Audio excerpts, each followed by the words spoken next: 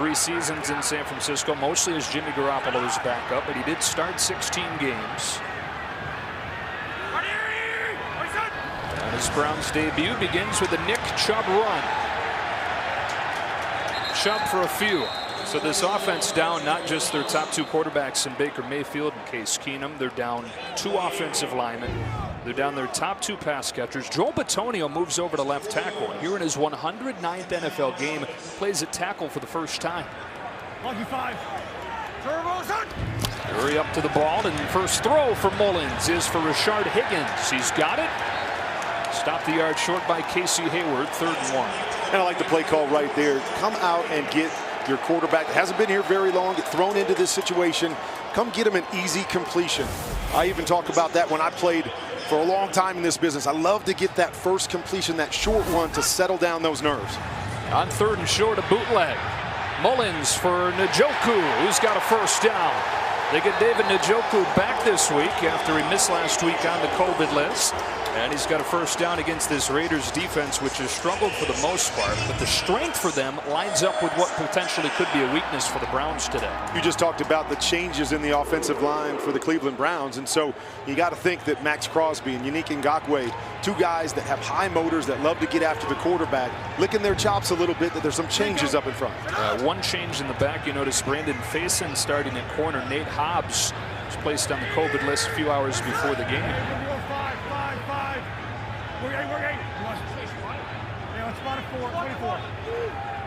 Opening drive for the Browns. That play clock winds down and out.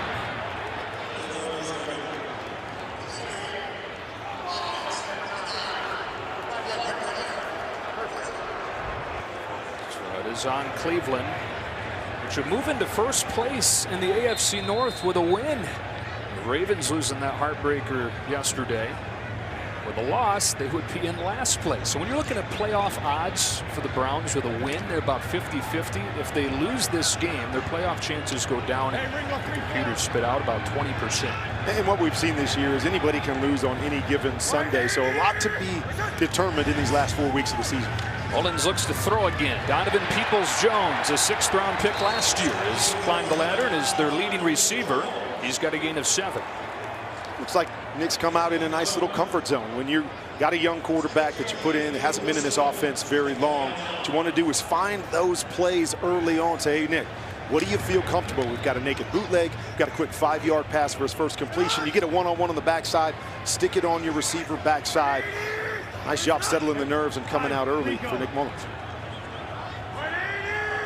On 2nd and 9, Higgins comes in motion. They just get the handoff there, and Jonathan Abram blows it up. There are not too many guys in the league that play with a greater sense of reckless abandon than Jonathan Abram. Well, listed as a safety, but they love to have him down in those linebacker-type positions. You're going to see him roll down to the edge right here and just hit it as the receiver's coming across. He got to settle himself on the edge of the line of scrimmage. That should be his guy. Leaves a gap right there, and Jonathan Abram makes him pay. 1st-round pick, 2019, out of Mississippi State. Drops him for a loss of 7. 3rd and 16 for Cleveland. Ernest Johnson replaces Nick Chubb at running back. He's got it on a draw, and it's going nowhere. Solomon Thomas shuts it down. And after they get a little bit of ground on the drive, they go backwards a couple of plays, and the punt team comes out. And no surprise you come out with a conservative call on a 3rd and long situation. You have to believe that both coaches say coming into this game, got some of the issues going on up front in the secondary. Hey, let's make this a defensive and field position battle. Looks like that what the Browns are doing right there. Another week here, Kurt, without Jamie Gillen, their punter. Dustin Colquitt, 17-year veteran, was signed last week. Hunter Renfrow waits back on. Good punt, drives Renfrow inside the 15. One of the bright spots for the Raiders this season has a solid return crossing the 40. So good field position to begin for the Raiders after a 29-yard return. Derek Carr in the offense go out there for the first time after this. Carr leads the NFL's #2 passing offense. A lot of that, though, was built early on. They're trying to get back to some of that early season success as they've struggled lately. Well, Steve said earlier they want to make this a Josh Jacobs game, but there hasn't been many Josh Jacobs games this year. It's really been about Derek Carr. When he plays well, this team wins.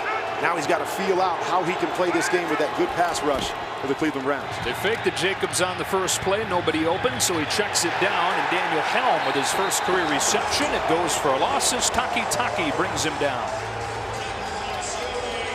It's good coverage on the back end, coming out with that play action. Make him think we're going to run it downhill. Got a skinny post on the backside. Maybe had a window, decided to pass it up and get that easy completion. Great job by Taki to make the tackle. For Browns defense, that has been the biggest reason for this playoff push. Biggest reason they're at 7-6.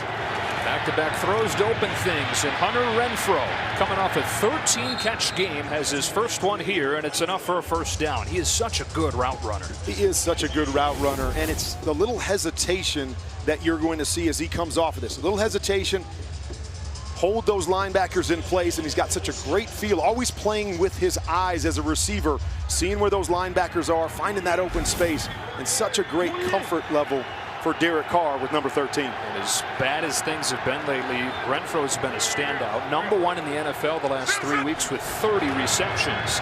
Jacobs has it for the first time behind a good surge from the offensive line, gets 9, although there might have been an illegal reason for that, as a flag flies in from the backside. Holding. Offense, number 76. The 10-yard penalty. For first down. And so it is a hold on this struggling offensive line. They've had a pretty good sense of continuity, but this group has struggled. And at the skill spots, again, they'll be without Darren Waller. 3rd consecutive game for a tight end that changes this offense when he's in there. They're without him. Well, you look at him and you say, of course he changes their offense. Such a big-time playmaker, but Derek Carr tells us it's not just what he does when we throw him the football. It's the coverages that they have to roll to him, denote 2 guys to 1 guy, and it opens up the other receivers on this offense. On 1st and 20, Jacobs again. Only gets a few. Malcolm Smith brings him down. The old Raider makes his first tackle for this Browns defense that, thanks to the 48 hours the game was moved back, got back a player at each level. They got Takk McKinley up front. They got Anthony Walker back at linebacker. He's their leading tackler. And then maybe most importantly, Kurt, John Johnson at a very depleted safeties position earlier today tested negative. No doubt the Browns are feeling really good about those 48 hours. Wondering who they were going to line up at safety. John Johnson, a huge pickup in the offseason, has played some really good football for him. Carr steps up and throws on the move for Foster Moreau and sets up a 3rd down and manageable. This is something that Derek Carr does really, really well. Some of those issues they've had up front, always aware of those guys coming off the edge. Myles Garrett coming high, sliding up in the pocket, staying on the move as he sees that gap. Eyes down the field to make the play. 3rd and 3.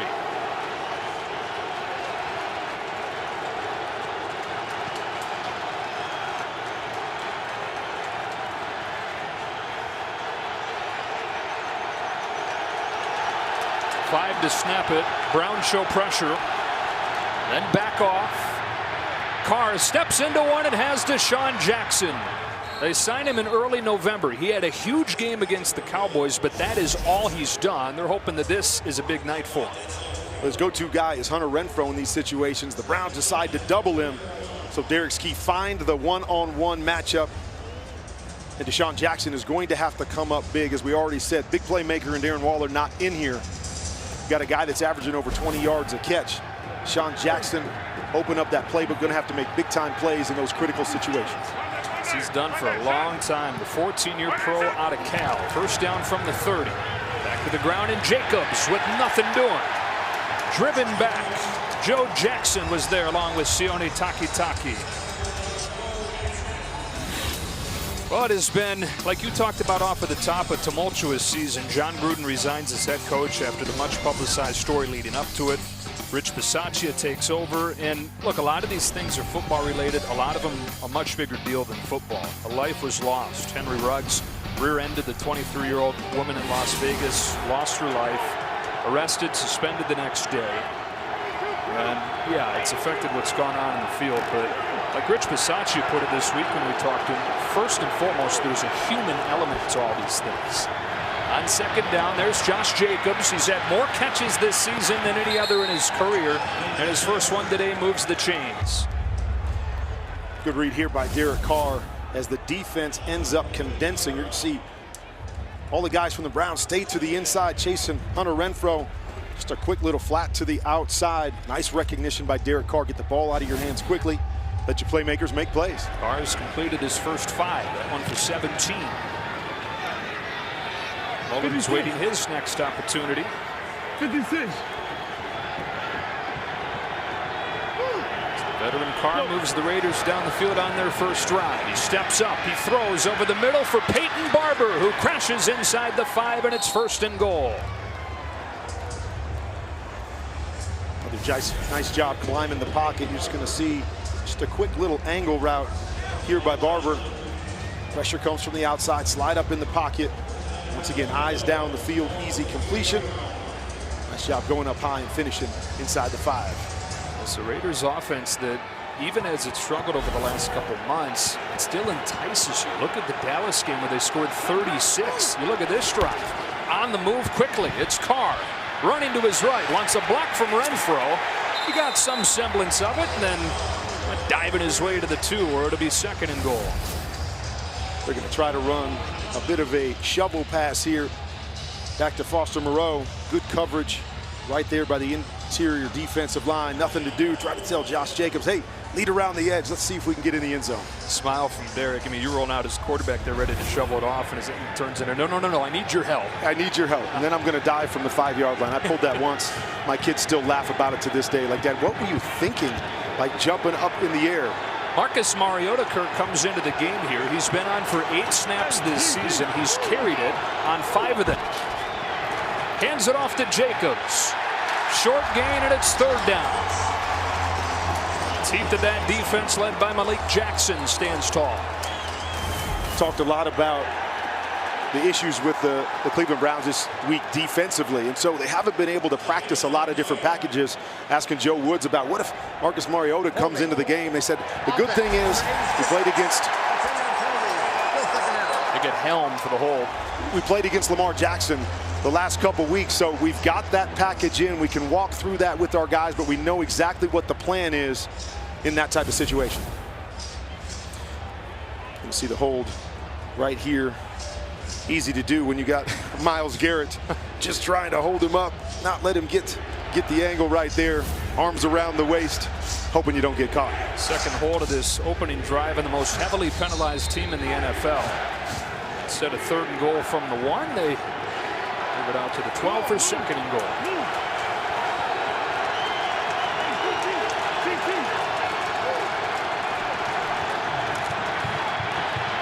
Carr out of a collapsing pocket finds Renfrow, who sticks his nose down near the 5, and now it is 3rd and goal. And good patience right there by Derek Carr, looking off to the right-hand side. Good coverage on the back end. Pocket starts to collapse, but he keeps his eyes down the field and makes something out of nothing to his main man, Hunter Renfrow. 7 for 7 on this opening drive, but looking at a 3rd and goal here. And efficiency. They've been known offensively this year about the big play, but so much is coming out with all the issues, 48 hours difference. Come out and do something good early. Derek Carr has been very efficient. Trying to finish off this drive with a touchdown. And he tried to call a timeout, but a flag flies. It was almost as if his sudden movement caused the guys on the outside to move. It looked like Takk McKinley saw some movement first, so he stood up and was pointing. That led to more movement. Predators with penalty. First charge timeout. Las Vegas. So none of it actually happened. Well, we've got a great loaded week of football for you, don't we? Week 15 continues on ABC and ESPN tonight, and then tomorrow you'll see either Washington or the Eagles. A couple of teams right in the thick of things in the NFC, or the Seahawks and Rams. That's a 7 Eastern on Fox. And then Week 16 kicks off 48 hours later. Thursday Night Football on NFL Network, followed by a special Christmas Day doubleheader. I know my wife doesn't agree, but football just about every day of the week. Pretty good. I like that, especially around the holidays. Doesn't get much better than that. Sorry, honey. Week 15 keeps on rolling into Tuesday this week, right on to Week 16. 11th play of this drive for the Raiders is a 3rd and goal from the Cleveland 6.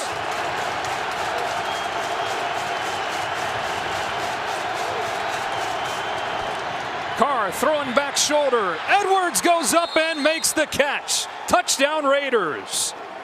They cap off a long drive and get in the end zone on their first one of the night. We often like to think that it's all about scheme in the red zone. I'm a firm believer it's all about playmakers making plays. You get one-on-one situations, you got to go up and make that play. Great throw on the back shoulder by Derek Carr, and great hands to snatch it and get his feet down by Bryan Edwards. Third touchdown of the season for the second-year man out of South Carolina.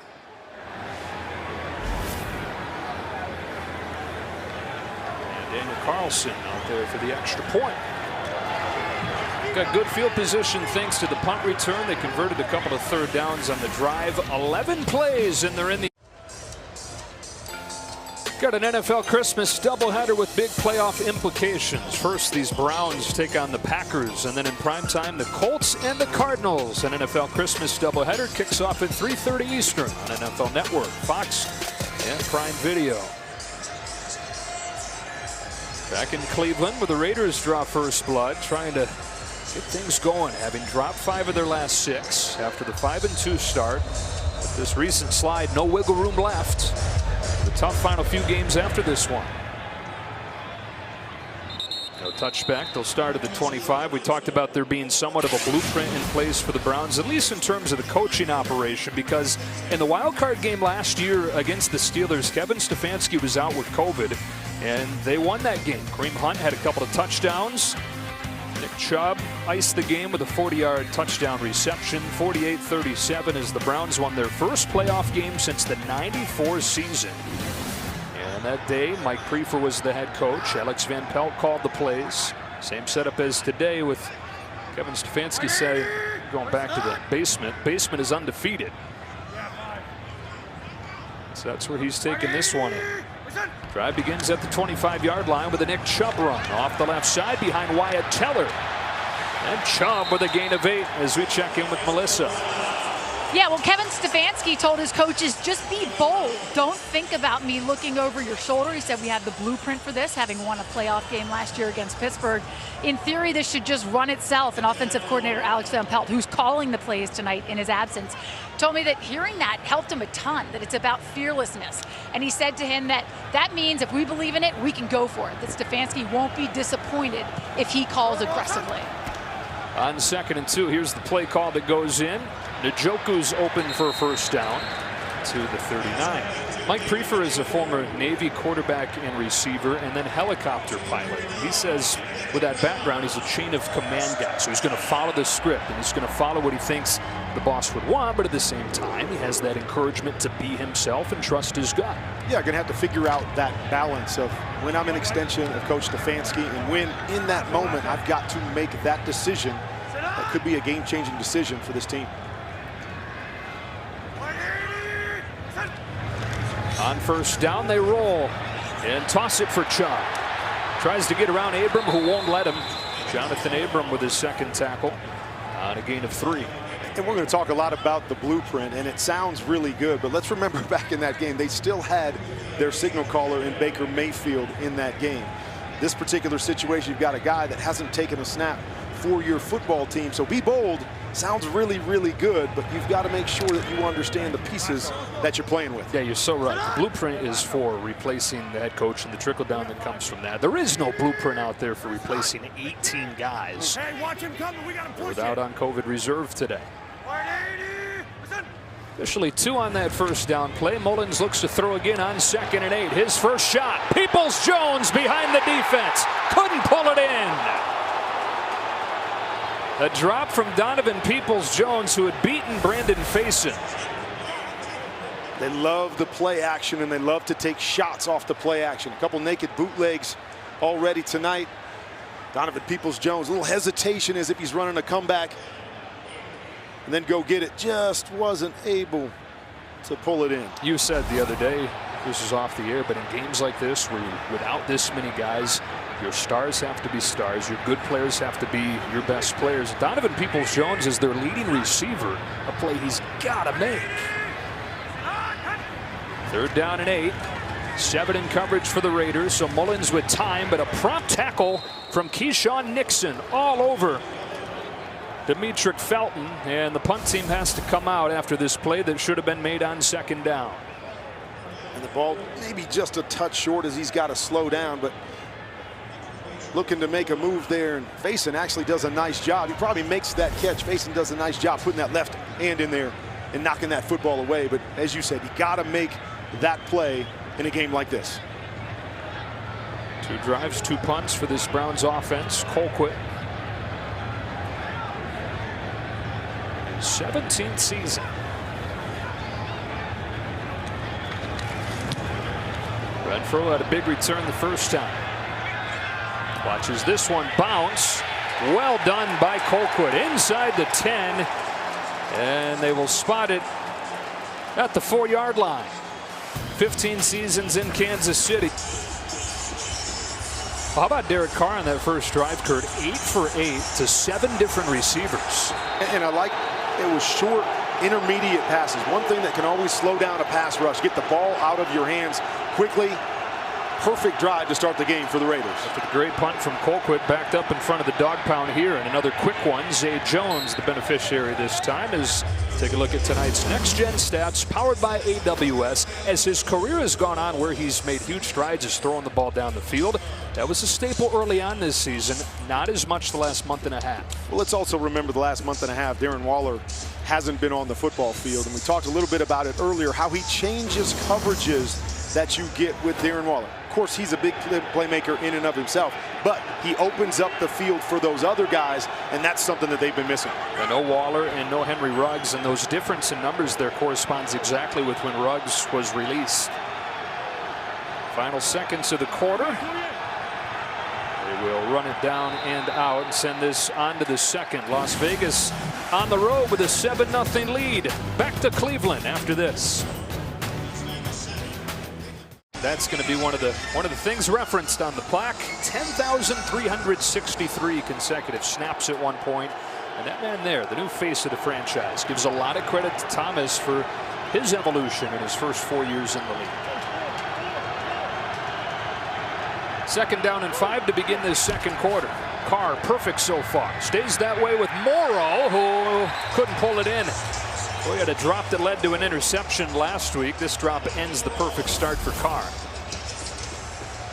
The quick play action we call a stick route. Stick inside a 5-yard hook route with the flat on the outside. Good ball by Derek Carr. Rose got to pull that one in. And going back to Garrett, it was fun to ask him this week who's helped him the most with his pass rush moves, and you would expect him to say another great pass rusher. But he said that guy you were just talking about in Joe Thomas, going against him every day in practice and talking about the little nuances of the position. 3rd down and 5. Browns bring some pressure here. It's picked up, but nobody open. Carr in trouble. Gonna throw it up for Jones. Tried to fight back to the ball, and there's a flag. Gonna go on MJ Stewart. One of the guys getting a chance previously buried in the depth chart, and gonna get called here. Pass interference. Defense, number 35. Ball pushes, follow foul, automatic, first down. 46-yard penalty will move it out into Browns territory. How many times have we seen that this year? It's the underthrown deep ball where the defender is back behind and the offensive player tries to adjust and come back. But there, sure looked like both of them were just hand fighting, trying to get back to the football. But as we know in this league, where we're at right now, it's usually going to go against the defense. And again, it is the secondary, the hardest hit group on this Browns defense by the COVID outbreak. Down 2 safeties, down 2 corners, down their nickelback Troy Hill. To the ground they go at Jacobs. And a flag flies. Already been 2 holding penalties on the Raiders, perhaps a 3rd here.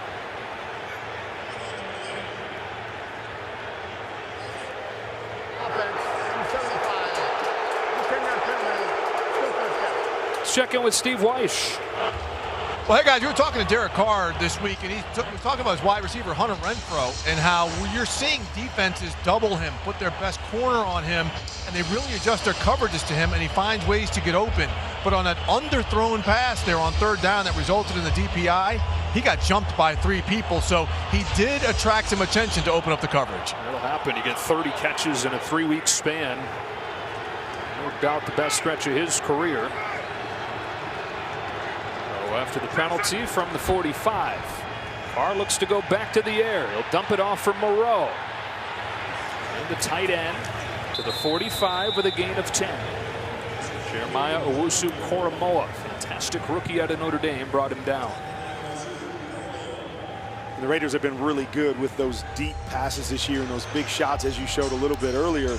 Now that one's not going to show up in the playbook, but you see a lot of quarterbacks do that now. They buy a little bit of time outside the pocket. They're just going to lay it up deep because they're feeling like, hey, if anything, we'll get a pass interference call. Maybe my guy makes a play, but we've seen so many quarterbacks bailed out on those types of short throws on the deep plays, and it flips field position for this Raiders team. 2nd and 10 in rhythm. It's Edwards who's got the touchdown today.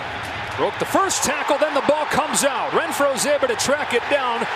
Myles Garrett brings him down all the way back at the 42. 1 week after the Raiders coughed it up 4 times in Kansas City, Edwards with the first fumble tonight. These are always the tough ones as a coach. You love to see your players fighting for extra yards, trying to break some tackles, but you see the ball kind of flipping from one hand to another in traffic. Always want to keep it high and tight. He's flipping the ball around. As you do that, somebody comes in, knocks it away. There's MJ Stewart. He's called for the penalty earlier that jarred it out of there. Made it 3rd and 21. Carr given lots of time. That's another drop from Moreau, and it's 4th down with the coverage from Anthony Walker. We talked about how efficient they were on their first drive. This was everything but efficient on this drive. Moreau dropping 2 passes, the fumble, losing yards, the holding penalty. I feel like in a game like this, you've got to avoid those mistakes if you're going to win. And obviously, the Raiders didn't on that drive. A.J. Cole signed a 4-year extension last week.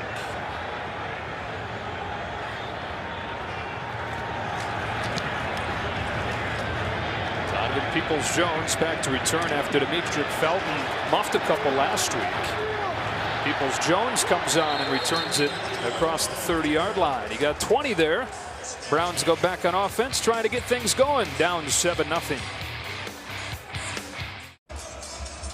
All right, back here in Cleveland, Raiders lead 7-0. Taking a look at that big drop by Donovan Peoples-Jones on that last drive from Nick Mullins, now sitting over on the sideline. And when I was talking to Nick this week, he was saying there's a number of plays we're going to have in this game plan that I've never run in practice. So you may see a lot of that on the sideline, him grabbing a receiver and going, okay, what are you thinking on this play? How are you going to run that particular route? Well, the one thing the delay did for him was it gave him a chance to at least get 1 practice in with the starters. That was on Saturday. Prior to that, didn't get any reps in practice as the 3rd guy. It's Nick Chubb on 1st down into the arms of Max Crosby. Not much doing. It's a Monday night doubleheader in the NFL. Monday Night Football, Vikings try to keep up in the playoff race. They head to Chicago for a showdown with the Bears on Monday Night Football. 8 o'clock, ABC and ESPN. But you're right, can't imagine going into an NFL game with 1 practice under your belt in a particular offense. Again, been here since September, understands the terminology, but man, just to get the feel with the guys around you, that's got to be extremely hard. More penalty yards than yards of offense so far for Cleveland. Handed off to Chubb, looking for a seam. Not going to get one. Nick Chubb, 5 carries, has found tough sledding, a total of 8 yards for him. For a guy that is averaging close to 100 yards per game, top 5 in the NFL. Really the bell cow for this football team.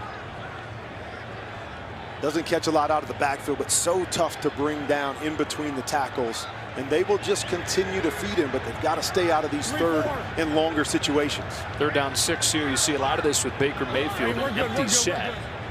And that was going to be a big part of the plan if Mayfield was ready. They go with it here on 3rd down for Mullins, who throws over the middle for Dearness Johnson. Stopped by Jonathan Abram, 2 yards short. We've seen this a number of times. These quick throws underneath where you don't throw it past the sticks. Nice job by Abram to attack that 1-step slant.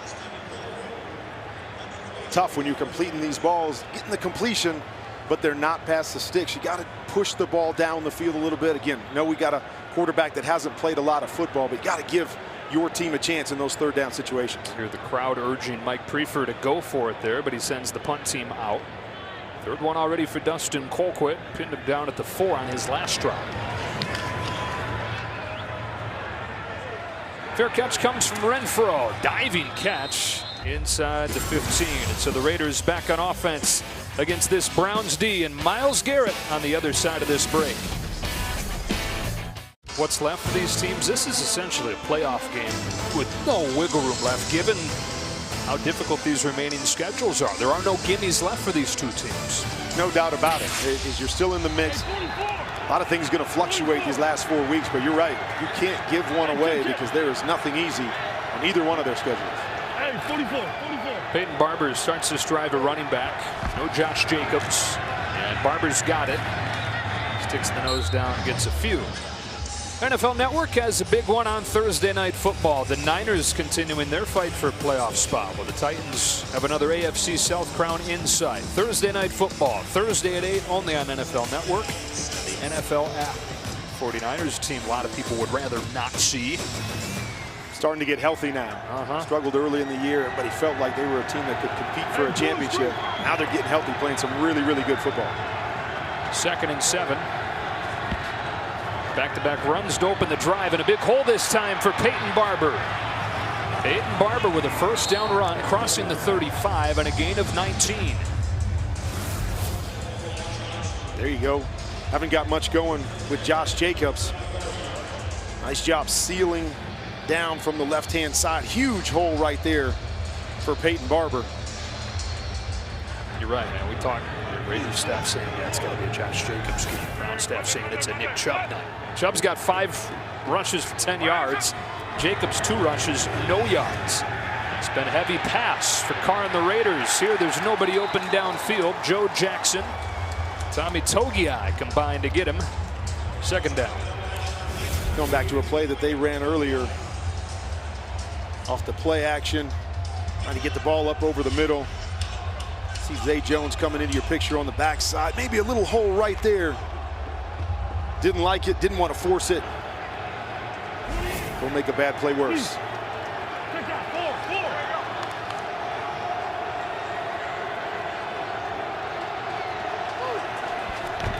Second down and 10, back to Barber. Runs hard, sets up 3rd and short. Oftentimes you take your bell cow out. Defense looks over there and goes, okay, they're probably going to throw it in these situations. Last couple times, Peyton Barber hand him the football. A couple nice holes there generated by the offensive line. And this run-pass split has pretty much been the story all season. Only the Jets throw it more than the Raiders. Number 2 passing offense in the NFL. Empty it out on 3rd and 3. Browns rush 4. It's picked up, giving Carr time. He wants Jackson. Deshaun Jackson can't get there. Good coverage from Greedy Williams, and it's 4th down. Not a big fan when you get into 3rd and 3 situations, and sometimes the look is right. You're going to see press coverage. We're going to go for the inside fade, but such a low percentage throw. Everything's got to be perfect on that particular play. I like quarterbacks to say, hey, we got an underneath route. Let's get the 1st down and take our shot on earlier downs. See it right there, just a lot of contact, nothing clean. Missed opportunity right there. The Raiders, who have more deep shots than any team in the NFL, looking to connect on their first one tonight. It's over the head of Peoples-Jones. Dead ends inside the 10. Impressive stuff from the punters so far in this game. A.J. Cole sends it to the 9. Back to Cleveland after this.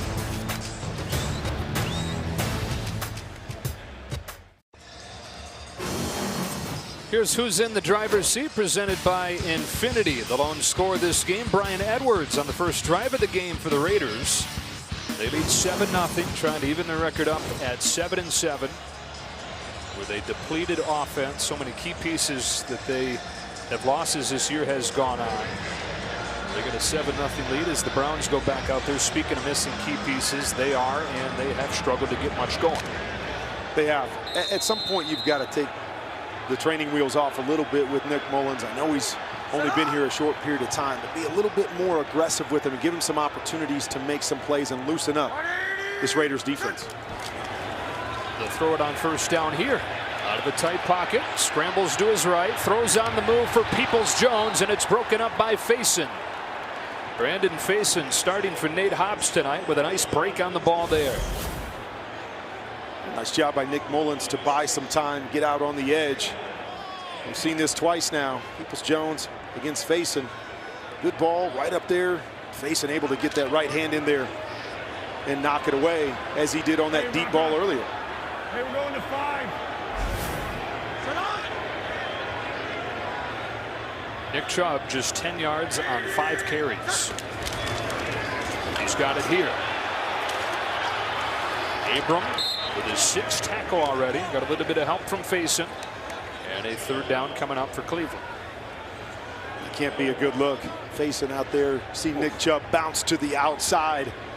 Never want to have to take that on one-on-one, but nice job stepping up, at least forcing him back inside to his help. It's the Raiders defense that gives up almost 30 points per game. Only the Jets have allowed more this season. Pitching a shutout through a quarter and a half. 3rd down and 6 for Mullins and the Browns. He's in trouble. He'll dump it off for Johnson on the screen. D'Ernest Johnson pulled down by Solomon Thomas. He's a yard or two short, and the punt team comes out again. All about hustle. See Solomon Thomas right here as they set up the screen. Again, a conservative call. Are you going to hustle from the backside and chase that down? Otherwise, Johnson gets the 1st down, but that's what you want to see from your big fellas. Never give up attitude. That's really what this defensive front is all about. Ngakoue to Crosby, and there was Solly Thomas. Raiders have gotten close on a couple Dustin Colquitt punts. This time they set up the return. Line drive, did it give Renfrow a chance? He lost it, back on top of it at the 39. So Las Vegas will have it. Ball on the ground again. Raiders fans are saying enough of this. Christmas Day on Fox. Baker Mayfield and the Browns What a play! take on Aaron Rodgers and the Pats. Touchdown! Then catch Colts Cardinals on NFL Network. Christmas Day on Fox, NFL Network, and streaming on Prime Video. With the Game Time app, I got the superstar moment for 60% less than this guy. That's a lot. Two teams right in the thick of it as we come down the stretch. For the Browns, a win wouldn't just move them into first place in the AFC North, but it'd make them one of 6 teams at 8-6 in the battle for those 3 wild card spots. And the Raiders not totally out of it yet, but no wiggle room left, having lost 5 of 6. They lead this game 7-0. They've got a 1st down at their own 39. Josh Jacobs lowers the shoulder and gets 6. A couple missed opportunities early on both sides. Well, let's take a look at that last 3rd down. I said they missed an opportunity as they were running this inside fade, but I want you to see Hunter Renfrow working on the backside. You don't get a perfect look to that fade, just work back underneath. Hunter Renfrow coming open, little hesitation, gets across, get a little rub from the backside. Easy 1st down and probably a big play. That's what I was meaning by that missed opportunity on 3rd down. Here's Marcus Mariota coming into the game around midfield. Often you see him down near the goal line. Mariota's got it straight ahead. 3rd and 1. Carr comes back in for the 1 play from Mariota. And then both are going to be in there here. I know the benefit that it gives a team when you put in a running quarterback and run some of the Wildcat, but I hated that when I was playing. I'm like, really? Got to take me off the field? How about when they put you back on and you get to split out and do the whole thing? Yeah, that was always the best. Right. Get out there with a corner that was going to come up and try to jam him. It's Mariota to take the snap. It's Jacobs to get a 1st down as we bring in Steve. Hey guys, you know, we heard the Raiders talk about they need to get their run game going. You notice these last 2 drives, they're running in between the guard and the tackle. They have found something there. We'll see if they stick with it though, because they tend to abandon it at the back end of the series there. And they use Mariota to get a little something going there. Jacobs gets the 1st down. Just 9 yards for Josh Jacobs. It's been that kind of year for him. Back 1,000-yard seasons to begin his career, below 500 coming into tonight this year. Empty set on 1st and 10. A deep drop from Carr. Lets it go and finds Renfro into a tight window, beating the zone with a first down to the 36. Started with the protection up front. Derek Carr looking to the left-hand side, trying to get the big play to Deshaun Jackson. Didn't like it, working back to Hunter Renfro, who does a great job.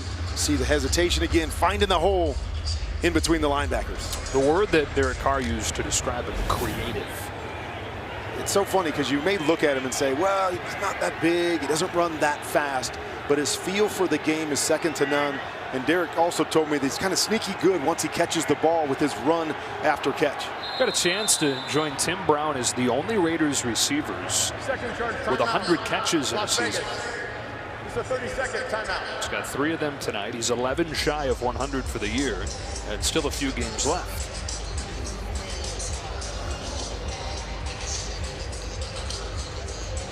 You talked in the open a little bit about the next man up mentality for this team, and there's a guy right there that has really epitomized that for this football team. Darren Waller is the go-to guy and has been the go-to guy for Derek Carr for a number of years, but he goes down and now number 13 steps in, and as I said, not real flashy, not necessarily the guy that's going to beat you over the top, but works the middle of the field so well. We were talking with Derek Carr earlier this week, and he said one of the things that he's proudest of this season is that, well, it may not look like that in terms of the scores, the way they've kept playing, and here they are. I mean, it's been a miserable season. So much has gone wrong, but they win tonight. They play a team next week that they've handled this season in the Broncos, and who knows over the last 2, who knows if they can pull off a miracle here down the stretch.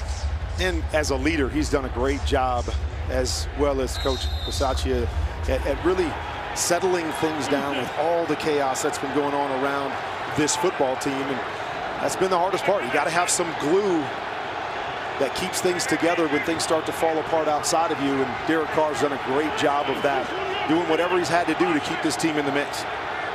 Got a first down at the Cleveland 36. They feed Jacobs. Nice cut in the hold, and Josh Jacobs spilled at the 30. No, for Jacobs, part of it is he's been banged up. Part of it, like we've mentioned a few times, the offensive line has had its issues, and then they've been behind. Jacobs hasn't carried it nearly as much as last season. You put it all together, kind of the perfect storm for the numbers to be where they are.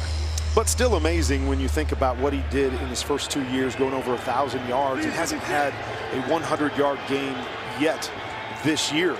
Shocking. It is shocking. Even when you consider all those things we mentioned. He's got it again here. Jump cut in the hole. Sets up 3rd and short.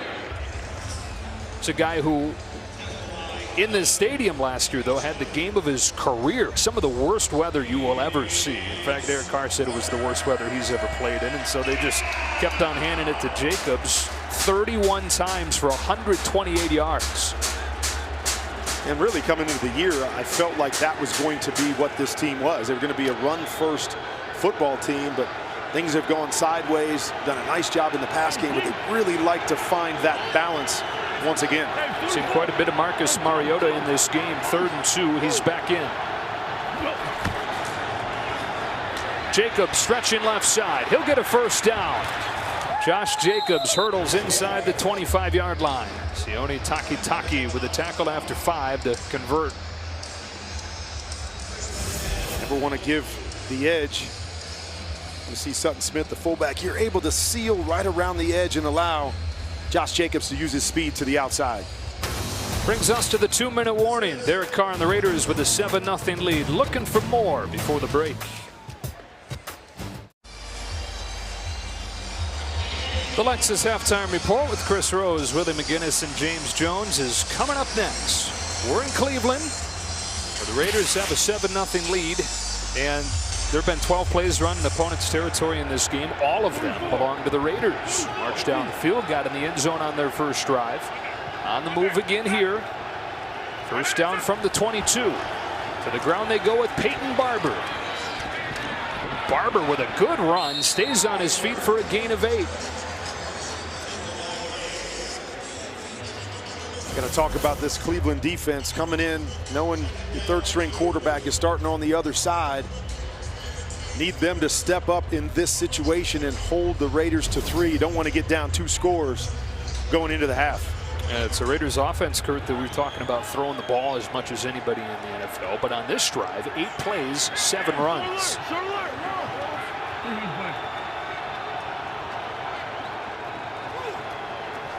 Second and 2, back to the air. Carr throws the slant for Bryan Edwards. He's got the game's only touchdown, and here he sets up 1st and goal.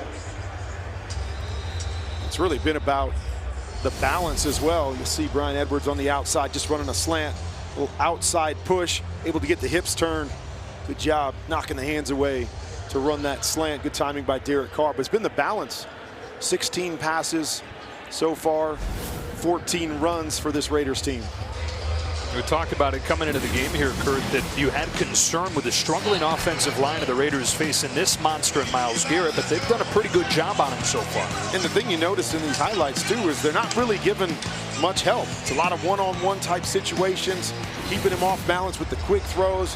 Mariota in there, making him be a zone read guy where he can't come up the field. Just done a nice job tonight. As you said, watched the game last week against the Chiefs. And this offensive line struggled all game long, doing a great job here in this first half. On a Madden 99 guy, elevated this week, first one in Browns history. Myles Garrett, 1st down and goal for the Raiders. 4 receivers to the left side for Carr. He zips one, incomplete. And right now, Browns fans are saying, okay, here's where we've been different lately, taking the ball away. Can they get one here? Incomplete, looking for Renfrow in 2nd down. A little hook, try to make a move, feels the coverage outside, and you see the miscommunication right there. They've got a great feel for one another, but sometimes when you give a receiver that type of freedom, you're thinking one thing, he's thinking something else, especially down tight in the red zone, where you've got to get the ball out of your hands quickly, and miscommunication led to that incompletion. Working against M.J. Stewart, making his first start tonight. 2nd down and goal from the 6. Jacobs swings out. Carr scans the field. Keeps it alive. Carr on the move for Renfrow, and it's incomplete. Stewart again in coverage. It's tough when you come down here and a team plays coverage. They're going to drop 7 guys back. Tough to find those holes. Small windows. Good protection right there. Good move by Hunter Renfrow. That ball's a little bit outside. Maybe there's an opportunity. Good job by Stewart at the end. Come in there and get his hand in it. Well, the Browns were really good on 3rd down defensively last week in the win against the Ravens. So far today, though, Derek Carr and the Raiders 4 for 6.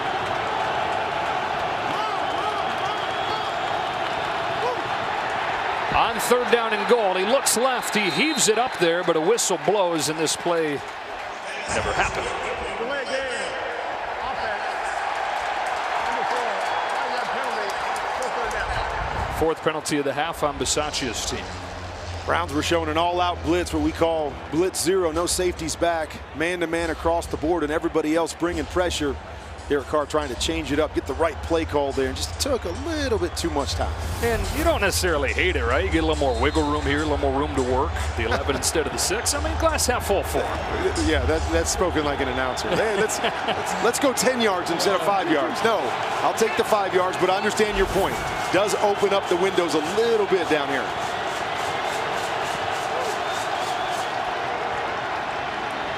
Well protected. Coverage is good. He tries to gash it. Carr is planted shy of the 5. This time it's Javonte Moffitt, just his 4th game of the season. And it's 4th down. And Derek's a good athlete at the quarterback position. I know when this opened up and he makes that move, he's thinking, man, green grass all the way to the end zone. But guys are pretty fast in this league, no matter how good an athlete you are. There's other good athletes on the other side. Good tackle right there, good form tackle. And a couple guys who are getting opportunities because of all the guys that are out for the Browns have made plays, and Stewart and Moffitt there. Now it's Daniel Carlson having a fantastic season at 28 of 31.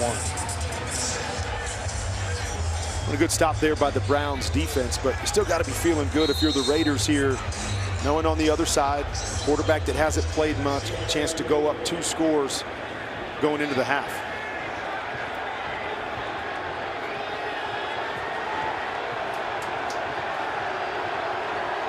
Chip shot from 24.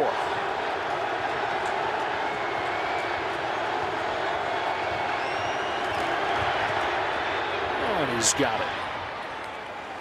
Raiders with a 2-score lead. Less than a minute to go in this first half. Browns have not been shut out in the first half in 3 years. Wow. Well, we knew coming in it was going to be a bit of a struggle anyways. Hoped you get off to a fast start, but not sure a lot of people are surprised with how it's looked here in the first half. And it's important to keep in mind this is an already struggling offense that is without several key players tonight, including their top 2 quarterbacks. So Nick Mullins making his Browns debut. Little wind gust, knocked that one off the tee. Carlson will get it ready to go again. It begs the question, what do the Browns do in a situation like this? We talked about the limited snaps that Nick Mullins has got with this offense anyways. Did he ever do a 2-minute drill? You know, you get into this situation, you want to get points before the half, but do you take that chance right now? Now Mullins is the latest in the long history of Browns quarterbacks. He's the 32nd starting quarterback in the 23 years since the franchise relaunched in '99. Little known fact, they had a chance to get you before this all started in the expansion draft. They did. I was with the Rams back in 1998, and they left me exposed to the draft, as you would have expected. Nobody knew who I was at that particular time. So yes, had a chance to be one of those quarterbacks that you see on the board right there. Had they made that move, we wouldn't be talking about 32 of them. Significantly fewer would have come through here. I like to think that, but who knows? Mullins back shoulder. Peoples-Jones has it broken up by Brandon Facyson, who they've gone after time and again. And Facyson in there because Hobbs is out, makes the play. Well, he's answered the call 3 times against Donovan Peoples-Jones, and 3 times he's made the play. Fade over here, trying to throw the back shoulder. Get your eyes turned around. Get that left hand in there. Really well done numerous times in man-to-man coverage tonight. 3-4. 51 seconds, 1 timeout, 2nd and 10. Mullins will look to throw it out of the collapsing pocket, finds Dearness Johnson. So 3rd down. Kevin Stefanski said this week this is a Nick Chubb game. Part of that was that they thought they're going to be playing in a cold monsoon on Saturday. They've gotten better weather, but you figured if you're going to have a shot, it was going to look a lot different than this. Just 12 rushing yards for the Browns so far. Not only weather, but coming in, the Raiders defense 28th in the league against the rush. Right. So you've got to tell yourself, even with some of the issues up front, we got to feel good about being able to run between the tackles, and there's just been none of it tonight. Tricky thing here, you're in danger of giving the ball back to the Raiders. 3rd down and 6. Mullins steps into it, has a 1st down. Demetric Felton, who's played both running back and receiver for him here in his rookie year, has the 1st down to the 38.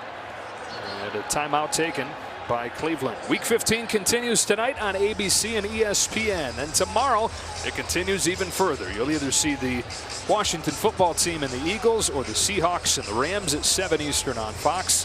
Thursday night football, it's 49ers and Titans. And then on Christmas Day, a doubleheader. Browns at Packers, Colts at Cardinals. A couple fantastic games to enjoy with your family on Christmas. That is what a good week looks like. Finish up with Christmas Day, hanging out with the family. Maybe go check out my movie. Yeah. It's a good week. It's a good week. How are you carving out time for all this? Well, it's a busy week, too. Busy times. Good problem to have. Good stuff. You're exactly right. 40 seconds. Out of timeouts now. Trying to gather some momentum going into the break. Mullins delivers. Peoples-Jones, great effort. Couldn't haul this one in. That's what we call a 7-stop. Gonna push up, aim towards the corner, and then stop as he's coming out of it, trying to find a hole in the defense right here. Threw it only place that he could throw, but just a little too far inside, and he gets both hands on it, but that would have been a great catch. But just say, Nick Mullins has actually played really well here in the first half. 10 for 14, a couple drops early on. 2nd and 10, reads the defense, finds Higgins. Rashard Higgins across midfield. They'll have to hurry with no timeouts. 25 seconds, hustles him up to the line, and spikes it with 21.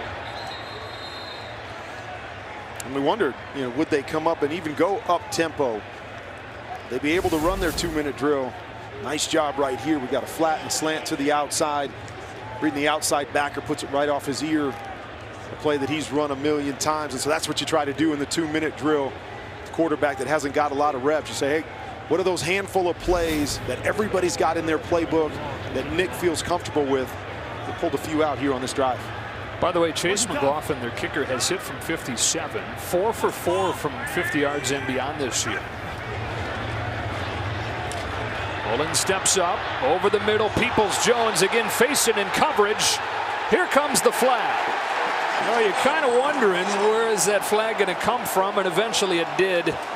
Finally, facing gets whistled. Pass interference. Defense number 25.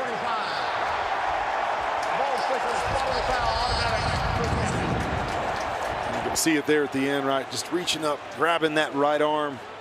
Peoples-Jones can't really get it up there. Wasn't sure if they were going to call it there for a minute.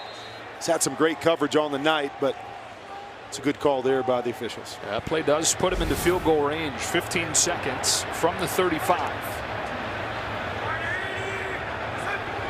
Nick Mullins in his Browns debut looks right and delivers. He's got Higgins again, who's out of bounds inside the 30 with 11 seconds.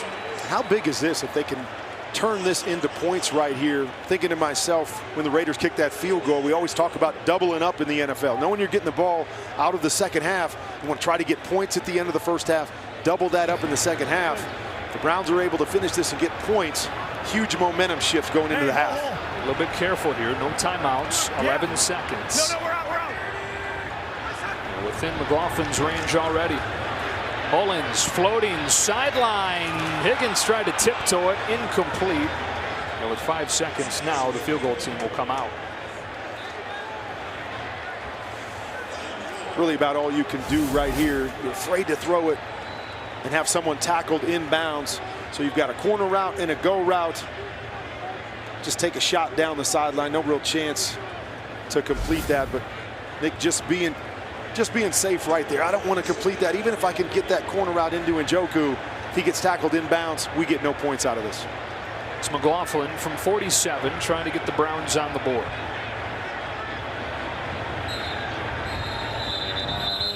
And a timeout. Made it, but it won't count. Prior to the snap, third and final timeout. Las Vegas. It's a 30-second timeout. Real nice job. Hey, speaking of the movie, American Underdog. You got a movie about your life. Huh? Yeah, it's pretty crazy, pretty humbling, but we're excited about it. Excited to share our story with everybody. Reviews so far have been really great, and I think it's a movie for everybody, not just for football fans, although football fans will get their fix looking at that journey back in 1999. But it's Christmas Day. It comes out Christmas Day, yes, and really a story of a family of underdogs that will have a chance to impact, inspire, and hopefully encourage a lot of people. Well, very cool. 5 seconds, and now McLaughlin will try it. It's been good long range this season, but lately he's struggled overall. There's 5 of his last 10. Final play of this first half, and he missed it. After making the one that was wiped away because of the timeout before the snap, he misses here and has missed 6 of his last 11 after hitting his first 10 of the season. What a killer. Great drive there by the offense, Nick Mullins. And of course, the other side's feeling pretty good about that going into the half. It's a missed chance to get to within a score for Mullins and the Browns. It's the end of the first half, 10-0. Stay tuned. It's the Lexus Halftime Report. Want more stats? Just ask Siri. Who leads the league in rushing touchdowns? Showdown in Lambeau. As Baker Mayfield leads the Browns in a must-win game. What a move! Wow! Against one of the league's best. He's incredible. Aaron Rodgers and the Pack. Touchdown, Green Bay! Then catch Colts versus Cardinals on NFL Network. What a play! Christmas Day football on Fox, NFL Network, and streaming on Prime Video. Where else can I go? Got it.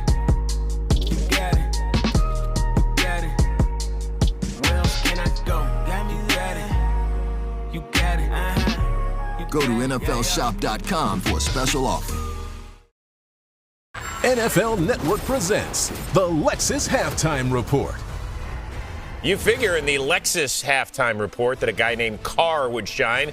Connected on his first 9 passes, the lone touchdown of the first half, that to Bryan Edwards. Raiders tack on a field goal and lead the Browns 10-zip in Cleveland. Got my Super Bowl champs, Willie McGinnis and JJ, James Jones. I am Chris Rose.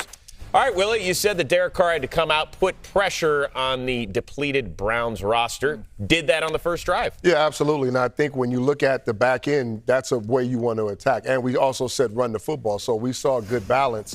But the first to start off the first drive, it was through Derek Carr in his arm.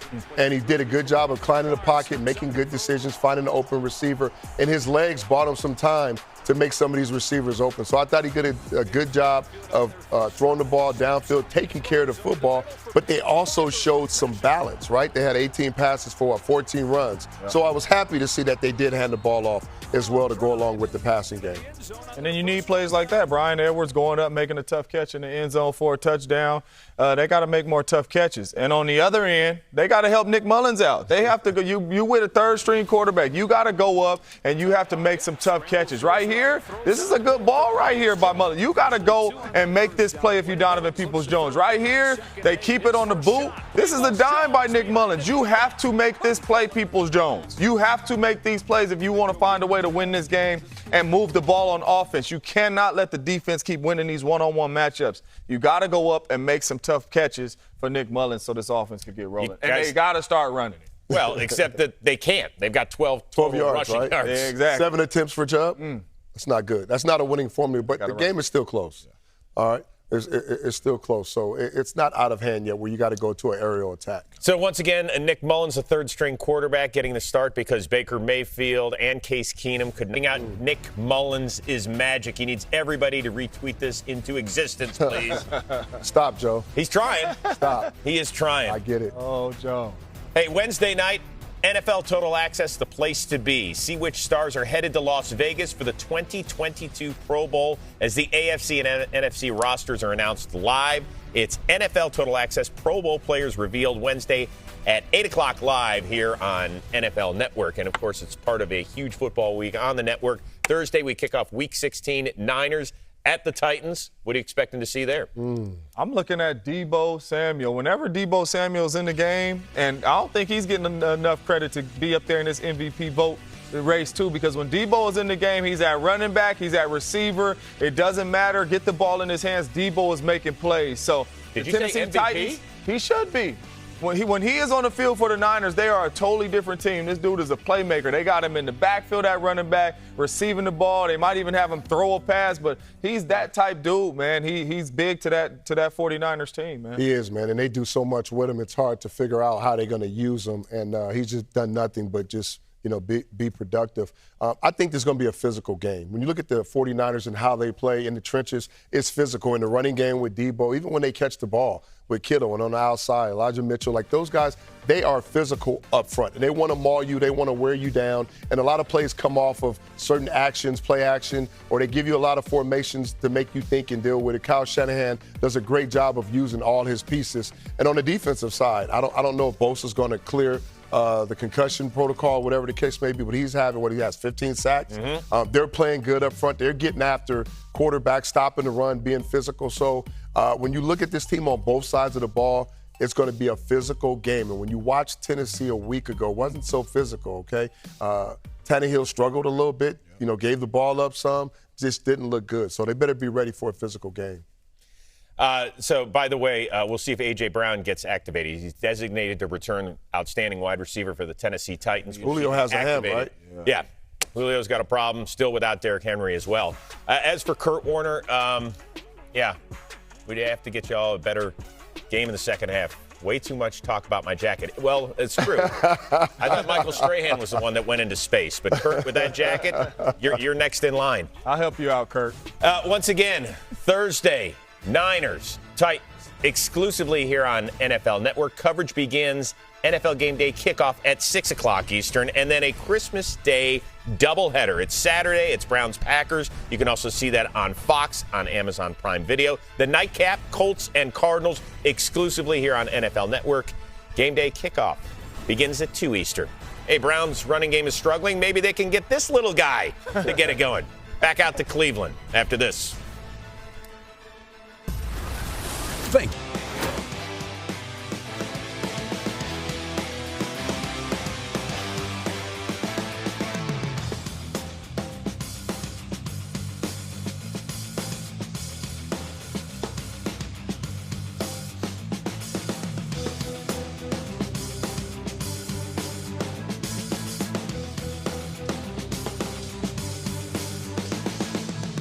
That was Game Flow presented by Progressive as we welcome you back to Cleveland. Joe Davis and Kurt Warner, and it's the Raiders desperate for a win, leading 10-0 after a half. Well, not really the game that I expected here either, is that you've got the Raiders running 18 times, passing 18 times, running 15 times, and then you've got Cleveland passing 18 times and only running 7 times. Thought it would be a Nick Chubb type game, hand the football off. Haven't had much success running the football.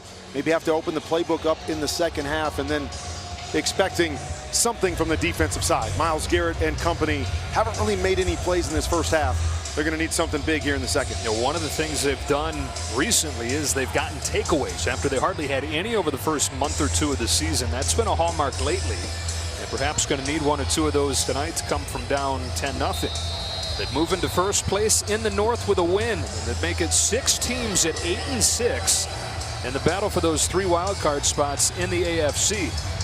Las Vegas, no wiggle room left. 6-7, trying to stay alive in the playoff picture. Let's check in with Melissa. Well, you guys hit the nail on the head. I should have just talked to you at halftime, because certainly not the Nick Chubb game that the coaches thought it would be. I talked to acting head coach Mike Prefer about that, asked him why. He said the Raiders defense doing a great job. He said we have to open things up. We have to catch the ball when we have the opportunity to catch the ball, and we have to make field goals when we have the opportunity to do that. He said the biggest challenge right now is just to get a drive going, to sustain a drive. And then defensively, he said, I think our defense is playing great.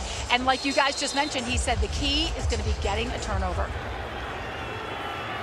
10-0 game. It's the Raiders to start with it here in the second half.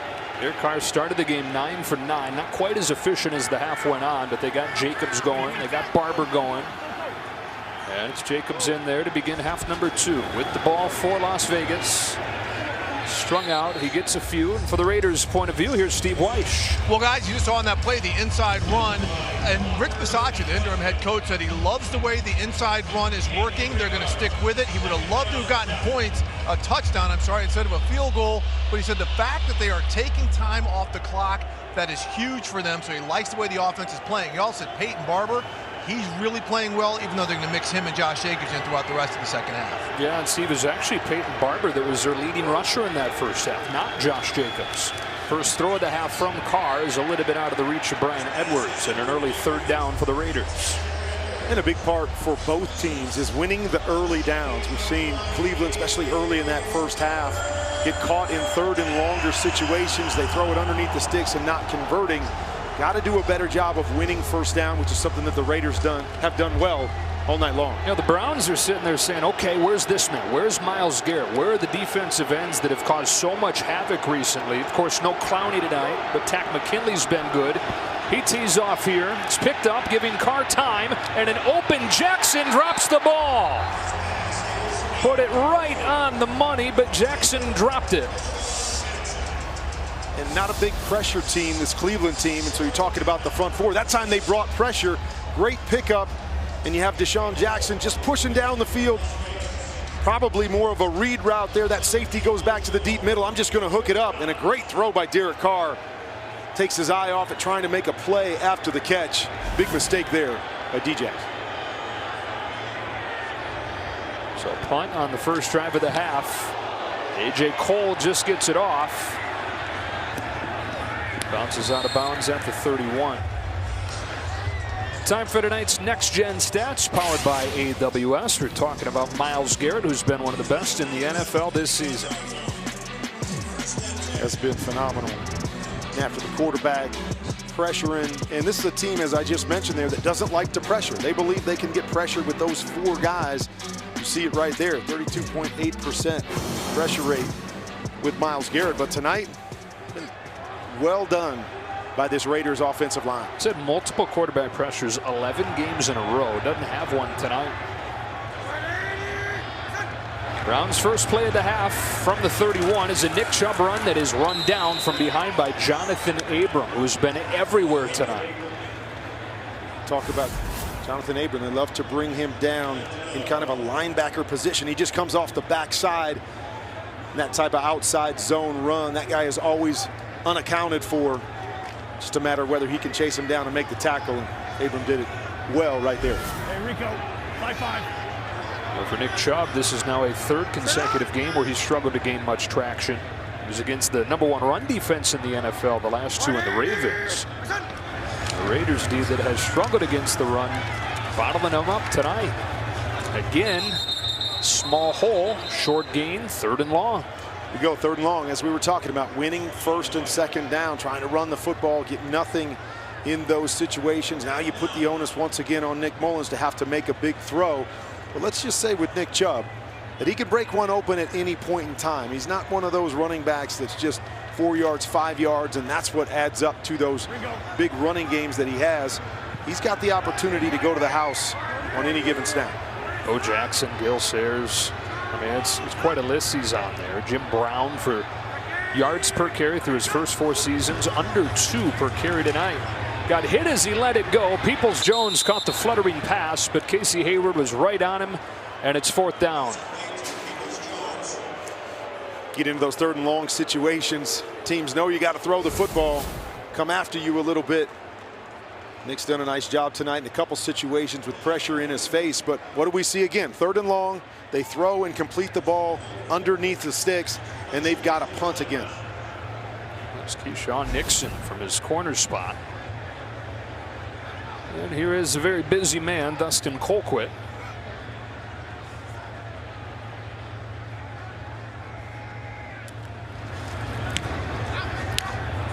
Not a very good one here.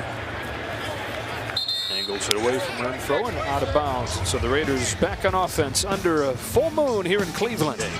All Madden going to air on Fox. Documentary on John Madden's wonderful career. Situation for these two teams. This is part of why, obviously, the standings at this point make tonight important. But when you look at what lies ahead for both these teams, quite a must-win technically tonight, but certainly getting close to that for both the Raiders and the Browns. It's 10-0 Las Vegas.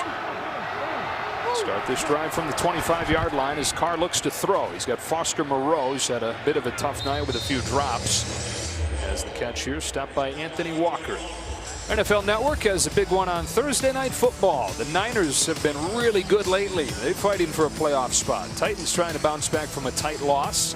Thursday Night Football, Thursday at 8, only on NFL Network and the NFL app. Go back to that play call right there by the Raiders. This is what I'm talking about. You put yourself in 2nd and 4. It opens up the playbook. So many opportunities to move the chain, something that is not happening on the other side of the ball for the Cleveland Browns.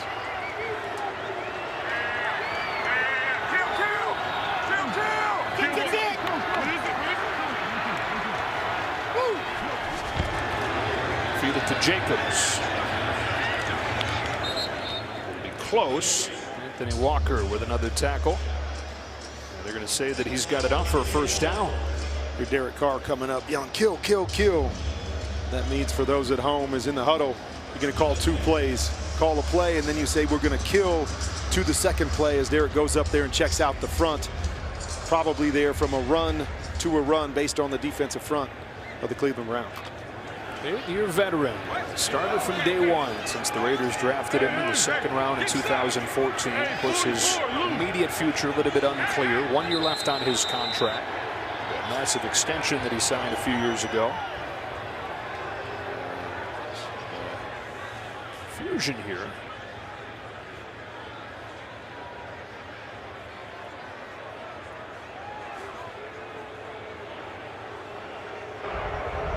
There's no timeout on the field. Please reset the play clock to 25 seconds. It's 3rd down and a half a yard. All right, so they had initially said that it was a 1st down. And I think that's what Rich Bisaccia is arguing. What Derek Carr was saying was we were taking our time getting lined up for a 1st and 10 play when, in fact, it's 3rd and about a foot.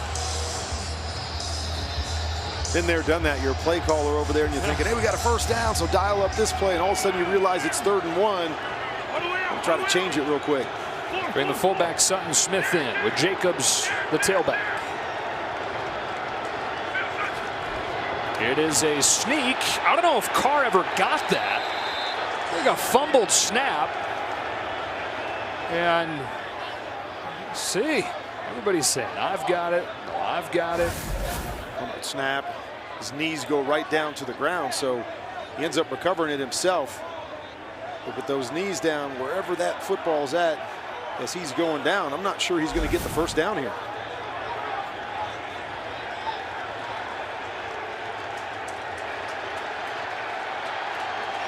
Yeah, they're going to spot him short. 4th down, and they send the punt team out. Boy, a huge swing right there.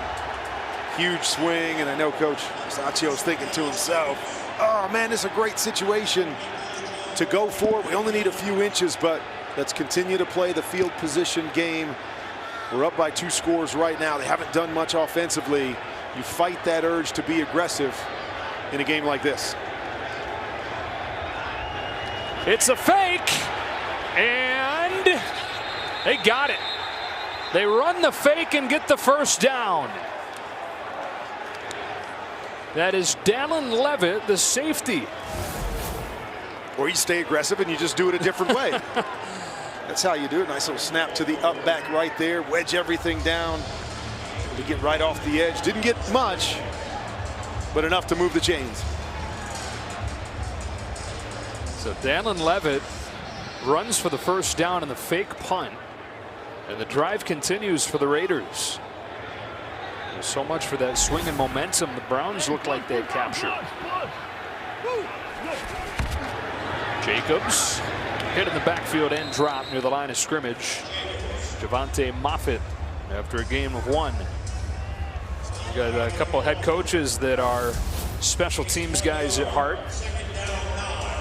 Mike Prefer, special teams coordinator for the Browns, acting as head coach tonight with Kevin Stefanski out. A longtime special teams coordinator in Rich Bisaccia. His team pulling the trigger on the fake.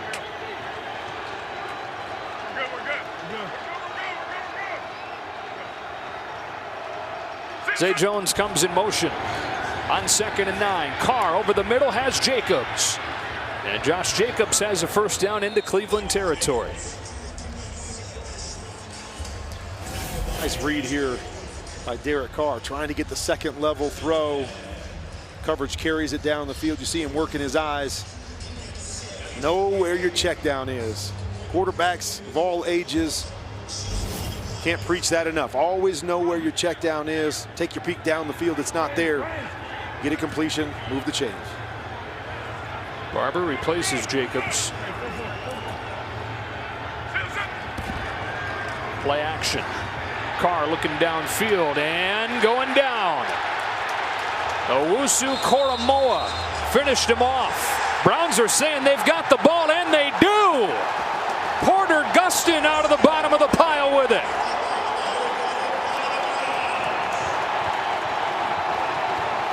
Well, there's that big play that we said they needed here in the 2nd half. Owusu Koromoa coming off the edge there, knocking that football out. Huge play for the Browns defense.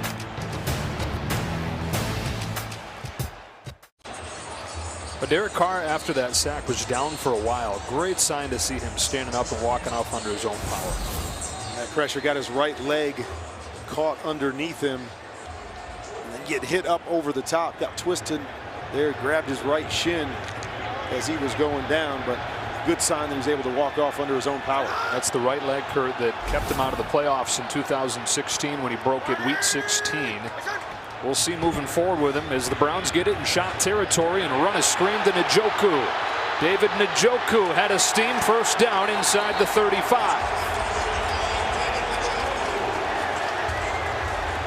It's a play that they love to run. You play for Austin Hooper. Just pretend you're in protection on the backside. Just slip out. Nice easy completion. Tight end screen right there. And off of that fumble recovery, and now a nice play on first down. Feel maybe a little momentum going to the Cleveland Browns side. Well, we're talking about the takeaways. You know, the Browns over the first 10 games of the season had 8 of them. They've had 8 over the last 3, and hoping that their first one tonight can ignite a comeback. We're all here for football. Best in the league right now. He was awesome. Derek Carr limping his way off of the field after that sack fumble. His team leads 10-0, but with the turnover, Browns have it at the 34 in Raiders territory. Myles Garrett was right in the middle of forcing that thing.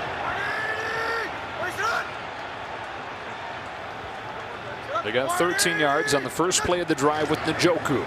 They give it to Chubb. Chubb gets 4, and we check in with Steve. Hey guys, when it comes to Derek Carr, he is good to go. He injured his lower left leg, but he stepped up. He was bouncing on it like he was dropping back to pass. Gave a thumbs up, all clear, sitting on the bench with his hat on, and Marcus Mariota, his backups, not even bother taking his jacket off. Sigh of relief all around. 2nd and 6. Browns looking for their first points since midway through the second quarter of their last game. Back-to-back carries for Chubb. This time he hits the seam. Nick Chubb is inside the 10. 1st and goal, Cleveland. Biggest play of the night, 24 yards. And there you go. It doesn't take long when you give him a little bit of a crease. The outside zone to that weak side. Good job sealing the edge. Good job blocking on the outside. And Nick Chubb does the rest, but you see that big body as well as that big speed. 24 for number 24. Finally breaks loose. 1st and goal from the 6.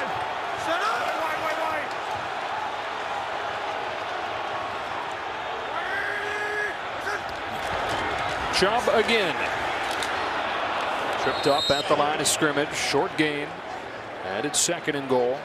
He's the kind of guy with as big as he is, as bruising of a style as he has, the numbers tend to get better and better the deeper into the game he goes.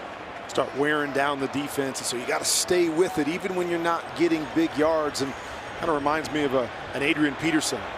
Watch Adrian Peterson run. He got better as the game went along, but it would be 2 yards, 3 yards, -1 yard, and then the ability to break the big one, which is exactly what Nick Chubb has. Leaves the game here. Dearness Johnson comes in. And on 2nd down and goal, it's play action. Mullins floating back corner. Njoku over the top. Touchdown Browns. What a catch.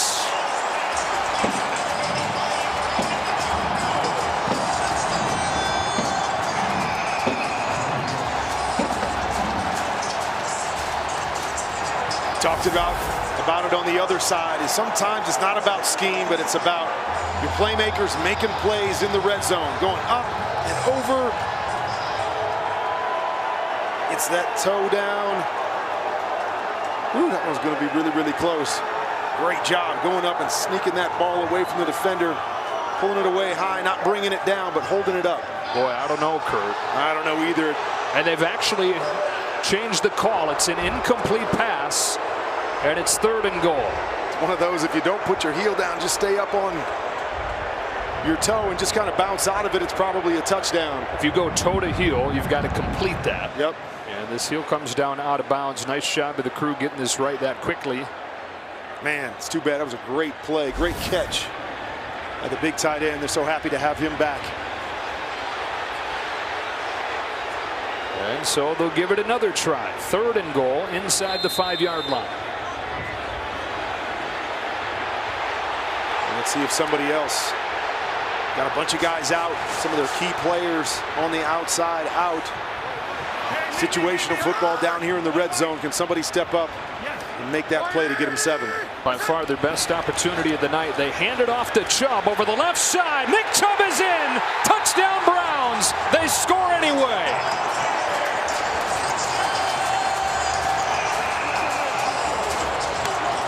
You don't see that very often, but what do you say? You get down to the 5-yard line, give it to your best player, even if that means running the football. Great job by the offensive line to get out in front of him. Let the big fella do the rest. Huge turnover by the defense. Leads to some momentum and points for the offense. First score for the Browns offense in 5 quarters. Back to midway through the second against the Ravens last week. Extra point coming from Chase McLaughlin. Right down the middle. Well, this has been the equation for a lot of the year, especially recently. The defense takes the ball away, and then they put it on the shoulders of Nick Chubb. On 3rd and goal, he runs it in from 5 yards out. Go from the AFC to the NFC on this Monday night. Vikings trying to keep up in the playoff race, heading to Chicago to take on the Bears. Monday Night Football at 8 on ABC and on ESPN. Here in Cleveland, we got a game as Nick Chubb has a touchdown. It's 10-7. A short kick. Richard comes up and takes on the move. And gets tackled from behind. He'll start at the 26-yard line as Nick Chubb finds the end zone to get the Browns on the board. We talk a lot about situational football, and Nick Mullins getting thrown in there at the last minute. Only 1 day of practice. You wonder how many red zone opportunities he got. Did he even get to run a red zone 7-on-7 this week? And so maybe surprised a little bit to hand the football off 3rd and 5 from the 5-yard line, but a big part of it may be, hey, we don't have a lot of plays that he's been able to practice. Let's give it to our best guy. Derek Carr says, okay, I see it, let's go. He's good after leaving the game with an injury on their last drive. Empty set to begin this one. Moreau, the tight end. Foster Moreau makes the first man miss. Has a Las Vegas first down and a gain of 13 as we go down to Melissa. Guys, no one was more excited on the Browns sideline after that score than Myles Garrett. I asked him before this game if he felt, in this instance with all the COVID, if the defense had to carry this game, and he said, well, we still have to score some points. We have to play complementary football. But he challenged the team last week. He didn't feel like the focus and the intensity was there. And he challenged them this week, even despite the COVID. He said, it doesn't matter. If I feel like they need it, I'm going to do that. All he wants to do is get back to the playoffs. One of his buddies up front is down here, Takk McKinley. Myles Garrett, in his 5th season already, one of the key leaders, already the face of this franchise in a lot of ways. Short break, back in a moment.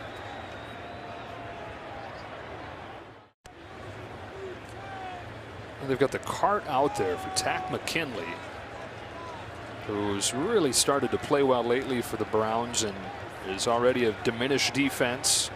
Several key players out. That includes Jadeveon Clowney, so McKinley was playing an even bigger role tonight. And his first season with the Browns after 4 good years in Atlanta.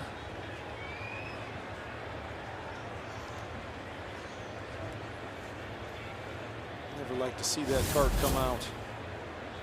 Just coming off the edge there. Looked like a whole lot going on, but obviously that left ankle got caught underneath him. Let's hope it's not serious, but as I said, never like to see that cart come out.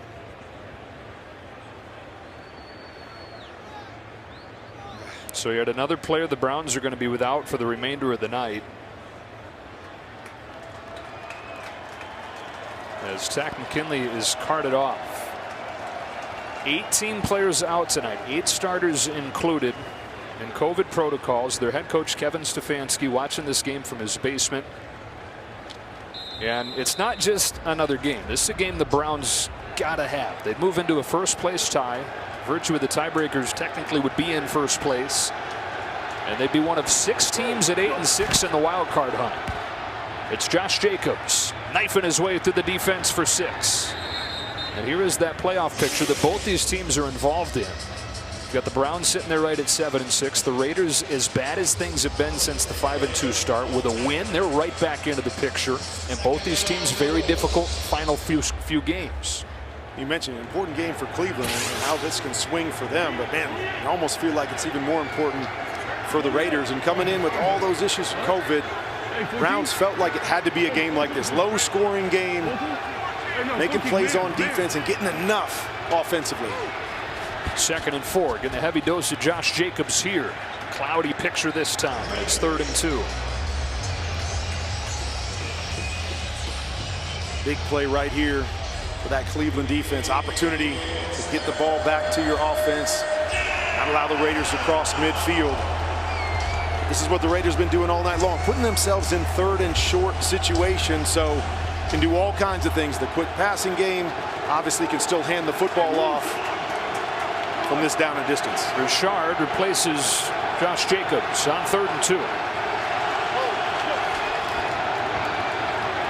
Carr stands in, lets it fly for Zay Jones. First down to the 35. Jones was wide open, working against one of the replacement players, Javonte Moffitt. So we see him on the inside here, running a corner route. All about getting the hips of the DB turned. He turns back to the inside. Great separation. Doesn't get much more open than that on a 3rd and short. Nice throw by Derek Carr. Zay Jones, guy that's come on lately. He had just 9 catches over the first 10 games. That's his 15th over the last 4. So we're dealing without, again, Darren Waller. No Henry Ruggs. On the 35-yard line, fresh set of downs. Here comes Jacobs. Waited for something to develop. Accelerated through for 8. Down to Melissa. Hey, Joe, we saw Takk McKinley carted off, obviously very visibly upset, in a lot of pain. Just got the official word. It's an ankle, and clearly he is out for the rest of the game. All right, Melissa. It's Browns defense that, when it's been whole, has been the biggest reason for their success this year. The offense, while it's not been good tonight, really has not been good in quite some time. It's the defense that's led the charge towards the playoffs. Struggling to just stop the run between the tackles. They need somebody to step up and get that big play on one of these runs. Raiders leaning on Josh Jacobs. He's got a first down here. Raiders have been waiting and waiting for that big game from Josh Jacobs. Back-to-back 1,000-yard seasons to begin his career. Leaning on him a little bit here tonight. What has been a tough season overall, just now crossing 500 yards. Third-year man out of Alabama.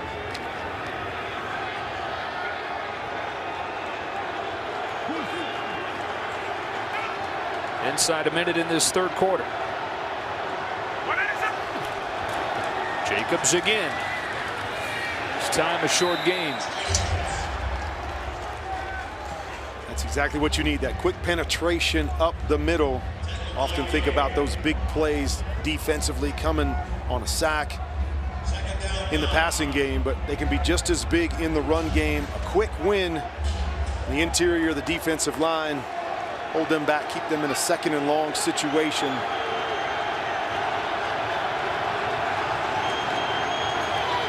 Second and 9. They've got to snap it at least one more time here. Closing seconds of this 3rd quarter. Carr wants the snap, needs the snap. And then signals for the timeout. Las Vegas. This is a 30-second timeout. Boy, what a bad spot to have to use their first timeout. It's tough. They give Derek Carr a lot of freedom at the line of scrimmage to make changes and get into different plays. Certain times they'll go up there with a certain package and they'll have the opportunity to go to any play in that package. See, he's trying to get that snap to come. I'm not sure he got the timeout call. I think that came from the sideline. He might have been a touch late, but we do that as quarterbacks sometimes. Like, come on, why can't you hear me? Give me the football. Andre James is saying it's the dog pound, man. It's hard to hear in here. We make it look like it's the center's fault, but it's because we took way too much time. But on the big screen, it looks like it was all on the center. So they do have to run one more play here. 3 seconds. A 10-7 lead at 2nd down and 9.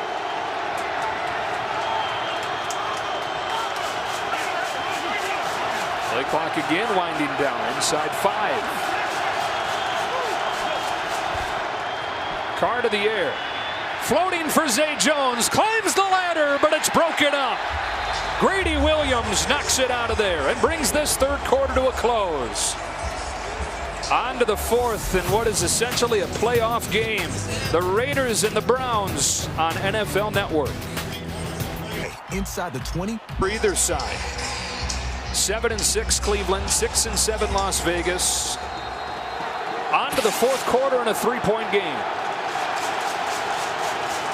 3rd and 9 for Las Vegas.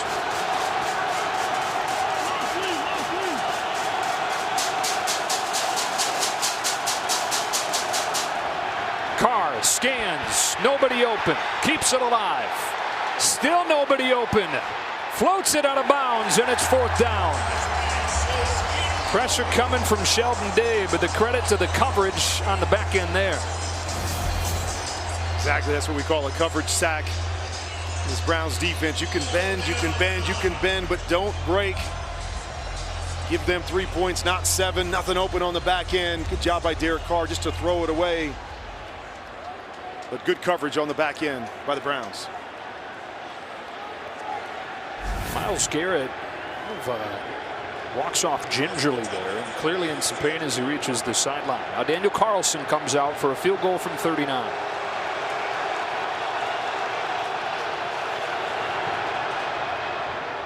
He's got another. What a season Daniel Carlson has had. 2 for 2 tonight, 30 for 33 on the year. Browns right now concerned about their superstar defensive end in a 6-point game.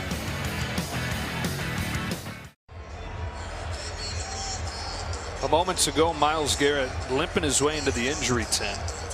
The Browns down 6. Already down 18 players coming into the night. They lost Takk McKinley earlier, and now their superstar defensive end hurt himself. Man, a lot of attrition here as we get down late in the season. Let's hope nothing serious right there. As you said, Takk McKinley already going off the field on a cart. So many issues here with this team, but all things considered, we're still within 1 score right now. Just trying to survive this week. Exactly. You're just trying to get out of here, hopefully sneak out a win. Defense doing their part, keeping the Raiders out of the end zone. Now the offense has to come back and do theirs. Let's take a look at what might have happened here with Garrett on that 3rd down play. So hard to tell when you're just working, pushing on a 320-pound man the entire time. And you see him come up inside of that right leg. So out of the injury tent now, wearing still a little bit of a wince. We'll revisit Garrett moving forward, but right now it's about the offense and Nick Mullins, who a few days ago was the practice squad quarterback. In his Browns debut, trying to lead him from behind.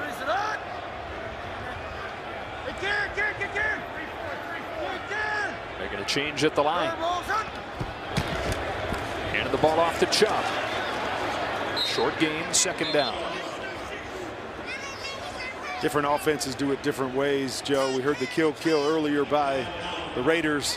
There you heard Nick Mullins saying can. Same type of thing in the huddle, call 2 plays. Can 1 play to another. They only had 4 plays in Raiders territory during that first half, and then they finally got things going, got in the end zone on the last drive. Down 6 here. On 2nd and 9, Mullins looks to throw for the first time in the drive, and it's off the hands of Demetric Felton. You know, you said this week, when you get down to a 3rd quarterback, you're hoping that he just doesn't lose you the game. He's far exceeded that. He's 14 out of 21, and several of those incompletions have been drops. Just like that. Felton there's got to keep running, starts to turn his shoulders back to the quarterback, slows down as the ball's coming out in front of him. He just runs through that. That's a possible 1st down around the edge, but you're right. Nick Mullins has done his job tonight. On 3rd and long, a deep drop and a deep throw. Njoku into double coverage and incomplete. Faison and Levitt were down there. And it's 4th down. Haven't seen him push the ball down the field a whole lot on 3rd down. See right here, little 7 pump, little lean to the outside and squeeze back to the inside. Only problem is when you have a middle safety back there, there's nowhere to bend him. Got to keep him away from the safety as he comes over and breaks it up. Just trying to give your big playmaker another shot with the ball high in the air. Good defense there by the Raiders.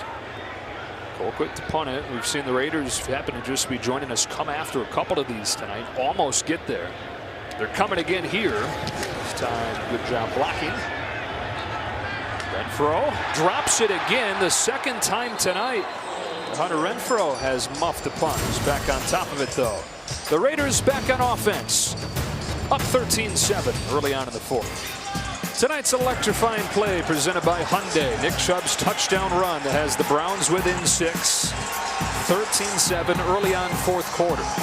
Figured coming into the game that Nick Chubb would carry a big part of the load, and he's done more in the second half, but overall it's not been nearly as productive as they have wished. When you say the electric play there hasn't been any big plays in this game. The biggest play is a 19-yard run by Peyton Barber for the Raiders, but it's just slow and methodical, and you wonder which team is going to break it open with a big play. What's been interesting for this pass-happy Raiders offense normally is how balanced they've been tonight. It's a pass play to begin this drive, and a deep ball for Zay Jones. Out of his reach, incomplete. One-on-one working against Greedy Williams. 2nd and 10. Well, Zay Jones saying, I want to be that guy. It's what we call a pylon route. Deep, high corner route where he comes out of it. He's going to run at that back pylon, get a little hesitation by the corner, and go take a shot. Derek just leaves it a little bit too far to the inside. Raiders lead the NFL in explosive pass plays, 20 yards plus, 60 of them this year, 0 tonight against a depleted Browns secondary. Myles Garrett, by the way, in the game for the Browns. Crushed in the backfield, Malik Jackson dropping Peyton Barber. That's exactly what I'm talking about. You can see right here, Dave right here gets the penetration up the middle, forces him to go lateral. And there you have the cleanup from Jackson.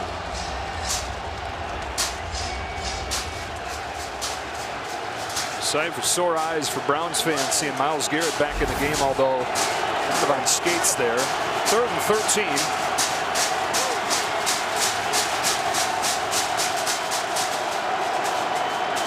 Browns drop 7 into coverage, so time for Carr. Waits for something to come open. It's Zay Jones reaching but short. A little bit short. On 4th down and 1 earlier, they faked the punt and got it. Once again, great protection up front. Derek Carr has all kinds of time to allow Zay Jones to work back to the inside off the linebacker, and then good effort to reach for it, but a little bit short. And again, you want to be aggressive, but you just feel like, hey, their offense hasn't done a whole lot. Let's continue to put the ball in our defense's hands. Unless they have another fake in their playbook, could they go for it again? But I don't think so in this situation. I mean, we got a couple crafty special teams guys here. I know. You want to make your mark as a special teams guy. That play clock runs out.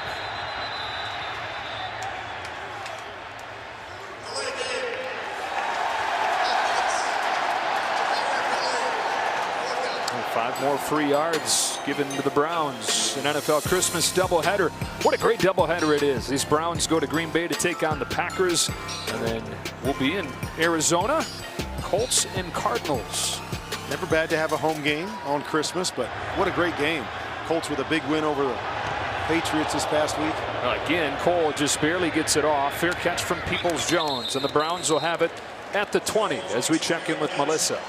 You saw he went back in the game. Well, he came limping out after he was injured, spent about 2 to 3 minutes in that blue medical tent, came out with a huge smile on his face, and then went back in. No official word from the team since he did go back in, but he just limped off and kind of threw his head back on the bench like he's in agony. And knowing his personality, hearing what kind of leader he is, how much pride he takes in being the guy for this team, you know, if there's any chance at all that he can be on the field in a game of this magnitude, he will be. So, back into the spotlight comes Nick Mullins. Hands it off to Nick Chubb. Hit at the line of scrimmage. That was Max Crosby, one of the top defensive ends in the conference. And just one. Talk about all the shots that Derek Carr likes to take. Only 7 throws 10 yards or longer today from Nick Mullins, and he's yet to hit one. Well, he's made a couple throws that could have been caught in those situations, specifically that double move to Peoples-Jones in the first half. But you're right, they've been very conservative, as you expected them to be, coming in with a guy that's really only had 1 day of practice. 2nd and 9, Chubb again has a hole. Boy, if he could have squeezed through there, he could have hit that sideline and run forever. KJ Wright got him, and it's 3rd and short. See that thing developing? Oh, boy. You did. You saw the hole, and you knew if he just got through there clean, This could be a huge play to the house.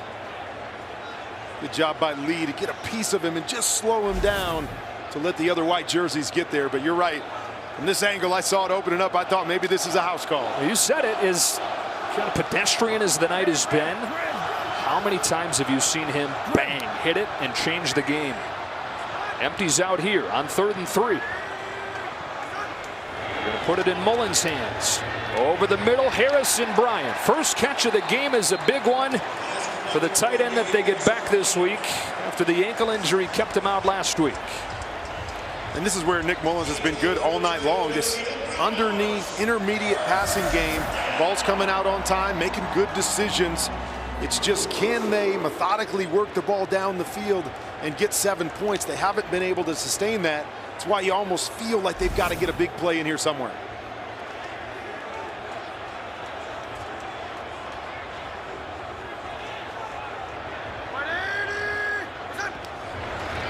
Chubb again. Runs low, crosses the 35 with a gain of 4. Tripped up by Quentin Jefferson. Nick Chubb in the 4th quarter, 6.5 yards per carry in his career. That's number 1 in the NFL. You always want to be able to have a guy like that, especially when you're ahead in games, that you can really chunk out yardage late. But winning first down, as I've been talking about, that opens up the opportunity to take a shot at some point where you feel like you'll be in a 3rd and manageable situation. We can waste a down and try to get that big play. Give it to him again. Carves his way through there. 3rd and 3. So he gets 4 on first down, and you'll take that compared to what they've had for a lot of the night. Then he gets 3, and here's that manageable 3rd down you're talking about. And we've seen a number of times tonight on 3rd down. They're 4 of 10 on 3rd down. We've seen him complete a number of passes on 3rd down that are always just short of the sticks. You get into this 3rd and 3, 3rd and 4 situation, you can pick that up with about any throw, even if you're throwing a quick throw to your back in the flat.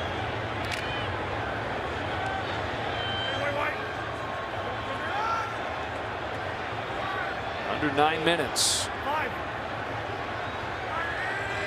Mullins from the shotgun on 3rd and 3. Scans the field, floats one for Peoples-Jones. Donovan Peoples-Jones, biggest grab of the game, 25 yards into Raiders territory. Great throw up and over by Nick Mullins. Deep over route. Everybody's got it in their playbook. Separation. You got to get it up over the linebackers. Nice job by Peoples-Jones. Reaching up, full extension, and making the big catch. Got rid of that thing just in time. Max Crosby's coming. He was holding it. He was holding it. Good job hanging in the pocket and making that throw. Peoples-Jones, who had a couple key drops in the first half. Big play there. First down at the 36 of Las Vegas. 2 to snap it. Just get it off. Chubb has a hole. Nick Chubb with a first down inside the 25. There we go. They're starting to wear down the Raiders front. Winning those first down situations, getting Chubb going north and south, that one cut. Brown jerseys on every one of those white jerseys, covering them up, and that's all you need. Make an arm tackle on that guy is not an easy thing to do. It's an injured player for the Raiders. It's Jonathan Abram, who's been fantastic tonight, one of the top players on their defense. He limps his way off. You know, there's been a blueprint the last few weeks in the NFL. You don't have to have a quarterback come out and throw for 300 yards to win. You look at what happened on Saturday night on NFL Network. Carson Wentz goes 5 for 12. Jonathan Taylor carries them to a win. You look at what the Patriots did the week before. Hardly threw it. 3 throws against Buffalo, won the game. Yeah, but that's no fun. It's not fun at all, but it's a way to win if you need to. You got to be able to win different ways, especially in the playoffs, especially in the weather. So no question about it. You don't have to throw for 300 yards, even though it's become easier in this NFL. A strong run game, win in the trenches is always a formula for success. Tough sledding that time. Cleveland Ferrell brings Chubb down. The clock winds down near 7 minutes. Nick Mullins in his Cleveland debut tries to lead him to a huge win. Key to the playoff race. And you really couldn't ask for a whole lot more. Cleveland, all the issues, everything that's been going on. You've got this situation, 7 minutes to go. bordering the red zone here. You need one score to take the lead. Kind of the formula that you wanted and you expected the Browns to want coming in. Bootleg. Mullins turning the shoulders, throwing incomplete. Coverage from Hayward on Higgins. Pressure from Furl. 3rd and 8. Back into one of those 3rd and longer situations. And a big 3rd down right here. A lot of time on the clock, obviously. So normal situations, you're saying, okay, even if we don't get this, we're kicking the field goal. But the offense really hasn't got a lot going. Do you think you go for it in a 4th down situation if you come up with a 4th and short? Kick and get the points, believing that your defense can get you the football back and you could put one more drive together to tie the game or get the win. Chase McLaughlin missed a field goal to finish the first half. Mullins over the middle. Peoples-Jones, second big 3rd down catch of the drive. Nick Mullins is saying, you don't have to think about either one of those things because I'm going to make the throw that we need. And he really has done a nice job tonight. Patience in the pocket, little in route, nice route, creating some separation. Really good ball by Nick Mullins between the numbers. They've converted 3 3rd downs on this drive. First down at the Las Vegas 11.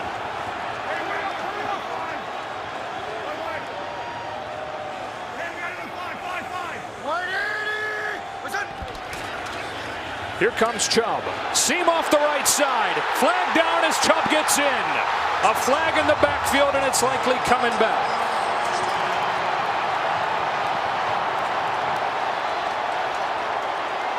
Quentin Jefferson of the Raiders saying, I was held. Holding. Offense. Number 77. It's a 10-yard penalty. Still 1st down. The right guard, Wyatt Teller. He got it on 77. Maybe could have called it on 68 as well. Once that guy gets outside, you're going to see here and here. Watch both of these guys as we come off of this. Oh. Got a guy pulled down right there as the running back gets to the outside.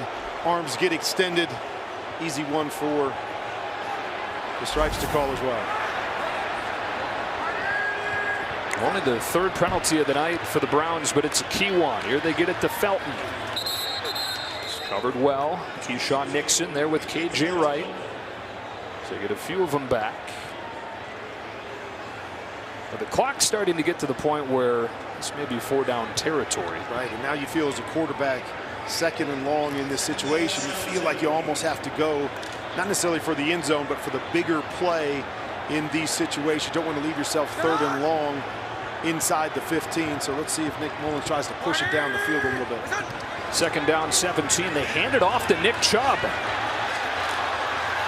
Chubb inside the 15. Certainly not a play call that's looking like they're considering 4th down territory.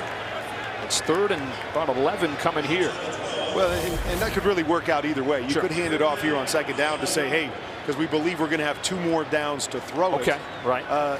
Maybe catch them off guard a little bit. But yes, definitely surprised me. You'd think you'd try to get some of that back so the decision would be a little bit easier. And again, Alex Van Pelt calling the plays today. The head coach, Kevin Stefanski, watching this game from his basement in COVID protocols. 3rd down and 11. Browns down 6, less than 5 to play. They dump it off for Dearness Johnson. Made the first man miss, cuts it back. Down to the 5. It's 4th down. They spot him at the 6. They need the 1. And decision time for the stand-in head coach, Mike Priefer. Almost feel like you have to go for it in this situation off of that good move. Johnson to make a couple guys miss and get you close. Offense hasn't been great all night long. But you can also say to yourself, we kick and get 3 here, put it on our defense to get us the ball back. We need a short drive, possibly tie this game up. So here we go. 4th down and 5 for the Browns. Mullins, nobody open at first. Keeps it alive. Nick Mullins lets it go. Touchdown! Harrison Bryant. There is a flag down. I think we're going to have defensive holding or defensive pass interference, so I believe this play is going to stand.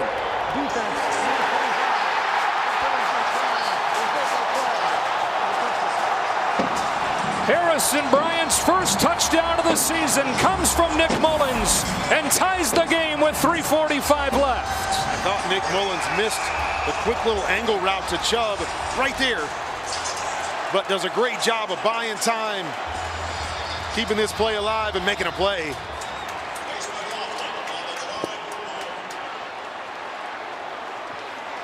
Extra point coming here, looking for the lead. McLaughlin puts the Browns in front. And it's Nick Mullins. Days ago wasn't even somebody people had heard about around here. Trying to lead them to a clutch win in the heat. Nick Mullins, first touchdown as a Brown on 4th down. He finds Harrison Bryant. And with the extra point, the Browns take their first lead of the game, and Derek Carr says, okay, this is what I live for. This is what it's all about. Want to be in the playoffs. It's games like this that are tight. Ball in the quarterback's hands, and you want to be able to drive down and get your team to win. Right now, ball in Jalen Richard's hands. Good kick coverage from the Browns. He stopped shy of the 25. Well, the Browns with the win would move into first place in the AFC North. They'd also make it 6 teams at 8-6 in the battle for those 3 wild card spots. Las Vegas, 0 room for error. They've lost 5 of their last 6 games. Still technically alive. Got to have a win tonight. The Browns simply trying to survive tonight without their head coach, without their top 2 quarterbacks, without 18 players total on COVID reserve. They're up 14-13 with 3:40 left.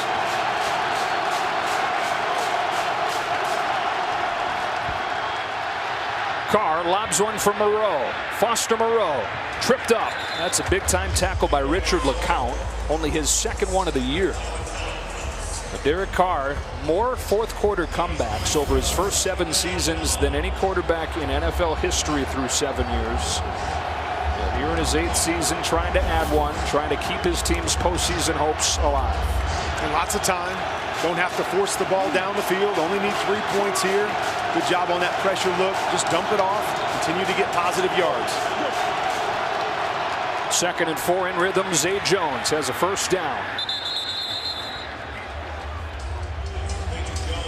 It becomes the battle for a defense when you're in a situation like this. You don't want to be too aggressive and allow them to get anything over your head, but you also don't want to make it too easy on them and allow them to have that big of a cushion where it's just easy, quick little throws all the way down the field. And worth keeping in mind, Raiders have been the best big play team through the air in the NFL, and the Browns are really banged up in the secondary.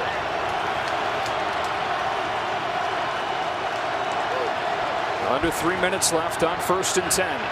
Carr steps up, heaves one deep, wants Zay Jones, diving try, but it's picked. Greedy Williams, the interception. Browns take over with 2:47.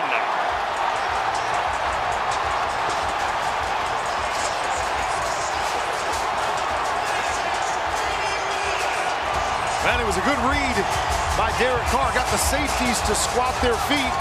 Let's take the shot up over the top. But Greedy Williams does a nice job staying on top of Zay Jones right here and just playing the football like a wide receiver. See the safeties bite. Trying to get the big one. Just a little bit too far outside. And Greedy Williams able to track it and make a huge play for this defense. Kevin Stefanski sitting in his basement, had his probably face in his palms for a lot of the first 3 quarters of this game. Started pacing a little more. Might have even been a shout and a fist pump there. Now back to pacing. Hoping the offense can grind it. 2:47 left. 2 timeouts for the Raiders. And Nick Chubb, who has run for 70 yards since halftime. Has it in the first play of this drive.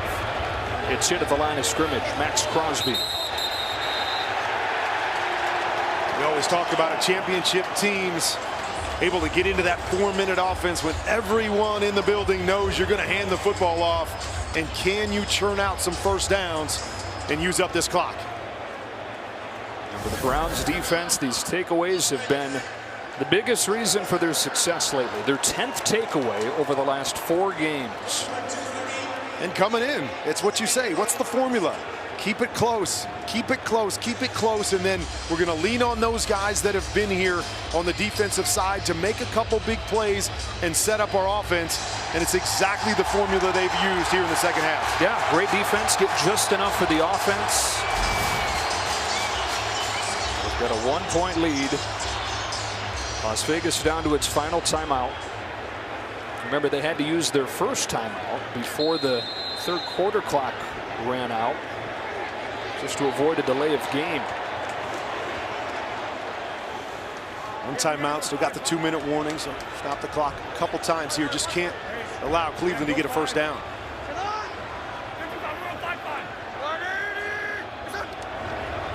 Back to Nick Chubb. Penetration this time and a short gain again. Although he keeps on going, refuses to go down. Takes Markel Lee for a ride of 5, and it's 3rd and 3. Final timeout used by Las Vegas. This thing was going nowhere. And it didn't look like much, but those extra 2-3 yards as he keeps churning puts you in a situation where now you don't feel like you have to throw the football. You can run the football, try to get this first down, keep that clock going. They love the play action too. They love the quick little throws to their backs, to their tight ends. You just wonder if they're going to go for the win here, or if they're satisfied handing the football off, and if they've got a punt, put it back on their defense's back. Here's what's left, especially for the Browns headed to take on the Packers on Christmas Day. 3rd down and 3. Mullins ducks under center. The fullback Janovich ahead of Chubb. Leading the way. Chubb looking for the edge. Gets popped and dropped. Lost a couple of yards. Jonathan Hankins in there with the rookie Diablo. All right, so Derek Carr, you're feeling pretty good about this now, right? Yeah, I know I just threw an interception. Got to have a short memory, as you're going to get the football back here with just under 2 minutes to go. You get another shot at this. KJ right in there as well, and Derek Carr saying, all right. We'll get one more chance at it. After Chubb lost a yard on 3rd and short. The Mercedes EQ postgame show is coming up next. Chris Rose, Willie McGinnis, and James Jones. This has turned into a thriller in the 4th quarter here in Cleveland. What a week we've got, huh? Week 15 continues tonight and tomorrow. You've got Washington and the Eagles, Seahawks and Rams on Fox at 7 tomorrow. Week 16 gets underway with a nice matchup Thursday night, 49ers and Titans, and then a great Christmas Day doubleheader.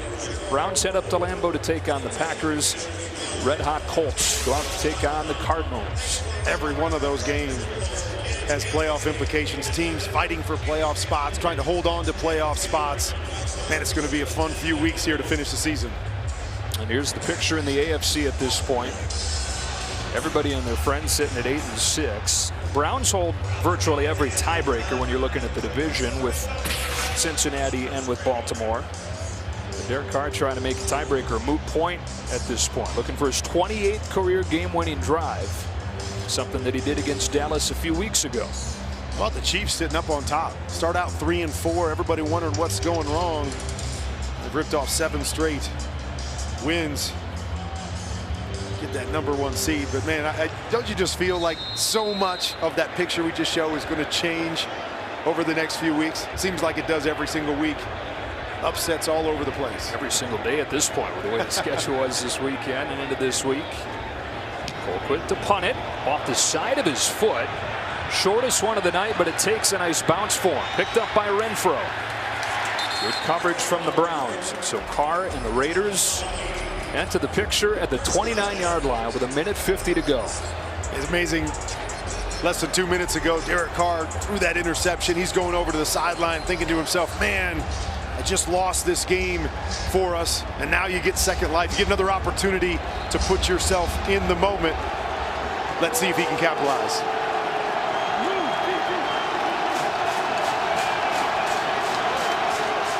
A 1:50, no timeouts. First play of the drive, he has Jacobs, who couldn't pull it in.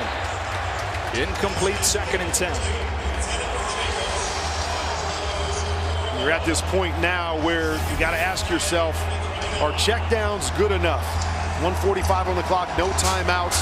Got to continue to move the chains, but be judicious with the football in terms of, do I want to get 2 or 3 yards and spend that much time on the clock, or is it better to get an incompletion, huddle up, and get the best play call? Got a good long-range kicker in Daniel Carlson waiting his opportunity. Deep drop, short throw again. Moreau cut down immediately. Denzel Ward. And he stays in bounds. Clock keeps on running.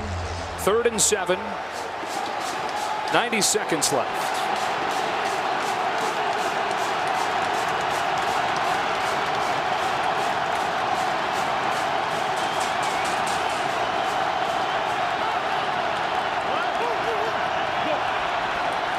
They bring pressure.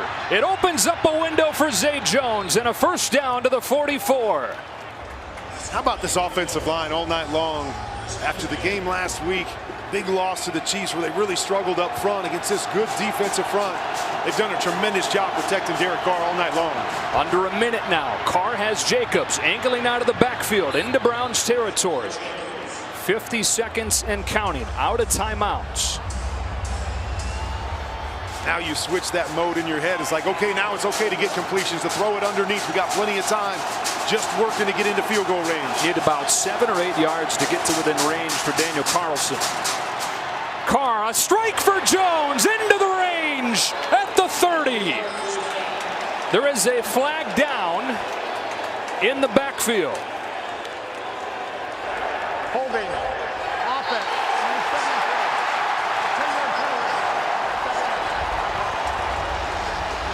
Left tackle, Colton Miller. You see him on this backside right here. Just getting his hands up, get that left arm up around the throat.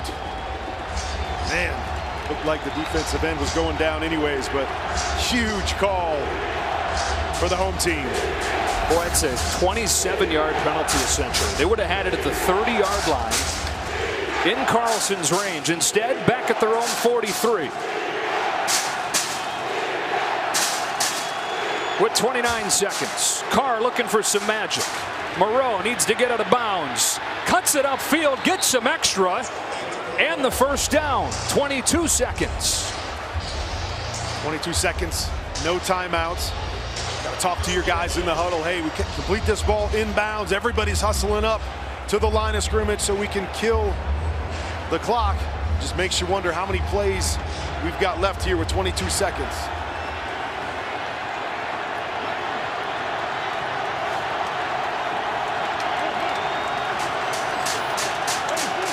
Need another 5 to 10 to get into Carlson's range. Pressure coming on first down. Carr on the move. Zay Jones has it. Inbounds. Clock winds. Under 15 seconds. They'll hustle to the line. It's Jones ultimately taking him to the 30-yard line like he had in the play where the penalty was called. And they spike it with 3 seconds. On comes Daniel Carlson with a chance to win it. Once again, Browns decide to bring pressure. Not a big pressure team, leaving one-on-one situations across the board. Nice lean to get the separation and a good throw out in front. Big play by Derek Carr and Zay Jones. And now, Kurt, Daniel Carlson, over the last 2 years, is 9 out of 10 from 50 plus. So he's got all kinds of range. This is a 48-yarder for the win.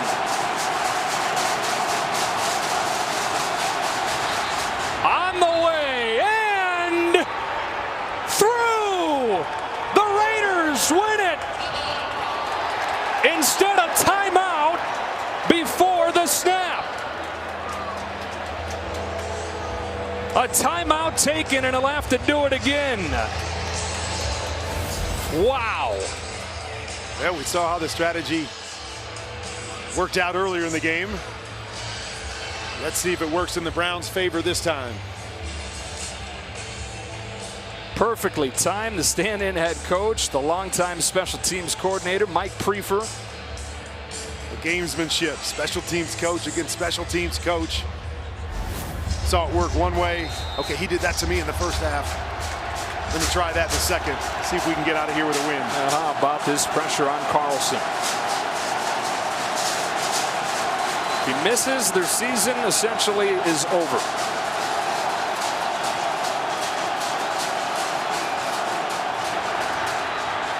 This one counts, and the Raiders have won it.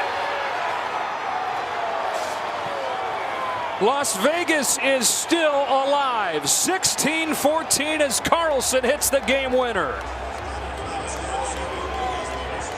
Yeah, you feel like both teams did exactly what they had to do coming in here, giving their team a chance to win.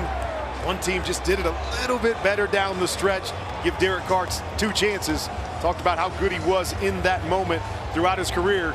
Give him 2 chances. Tough to stop him.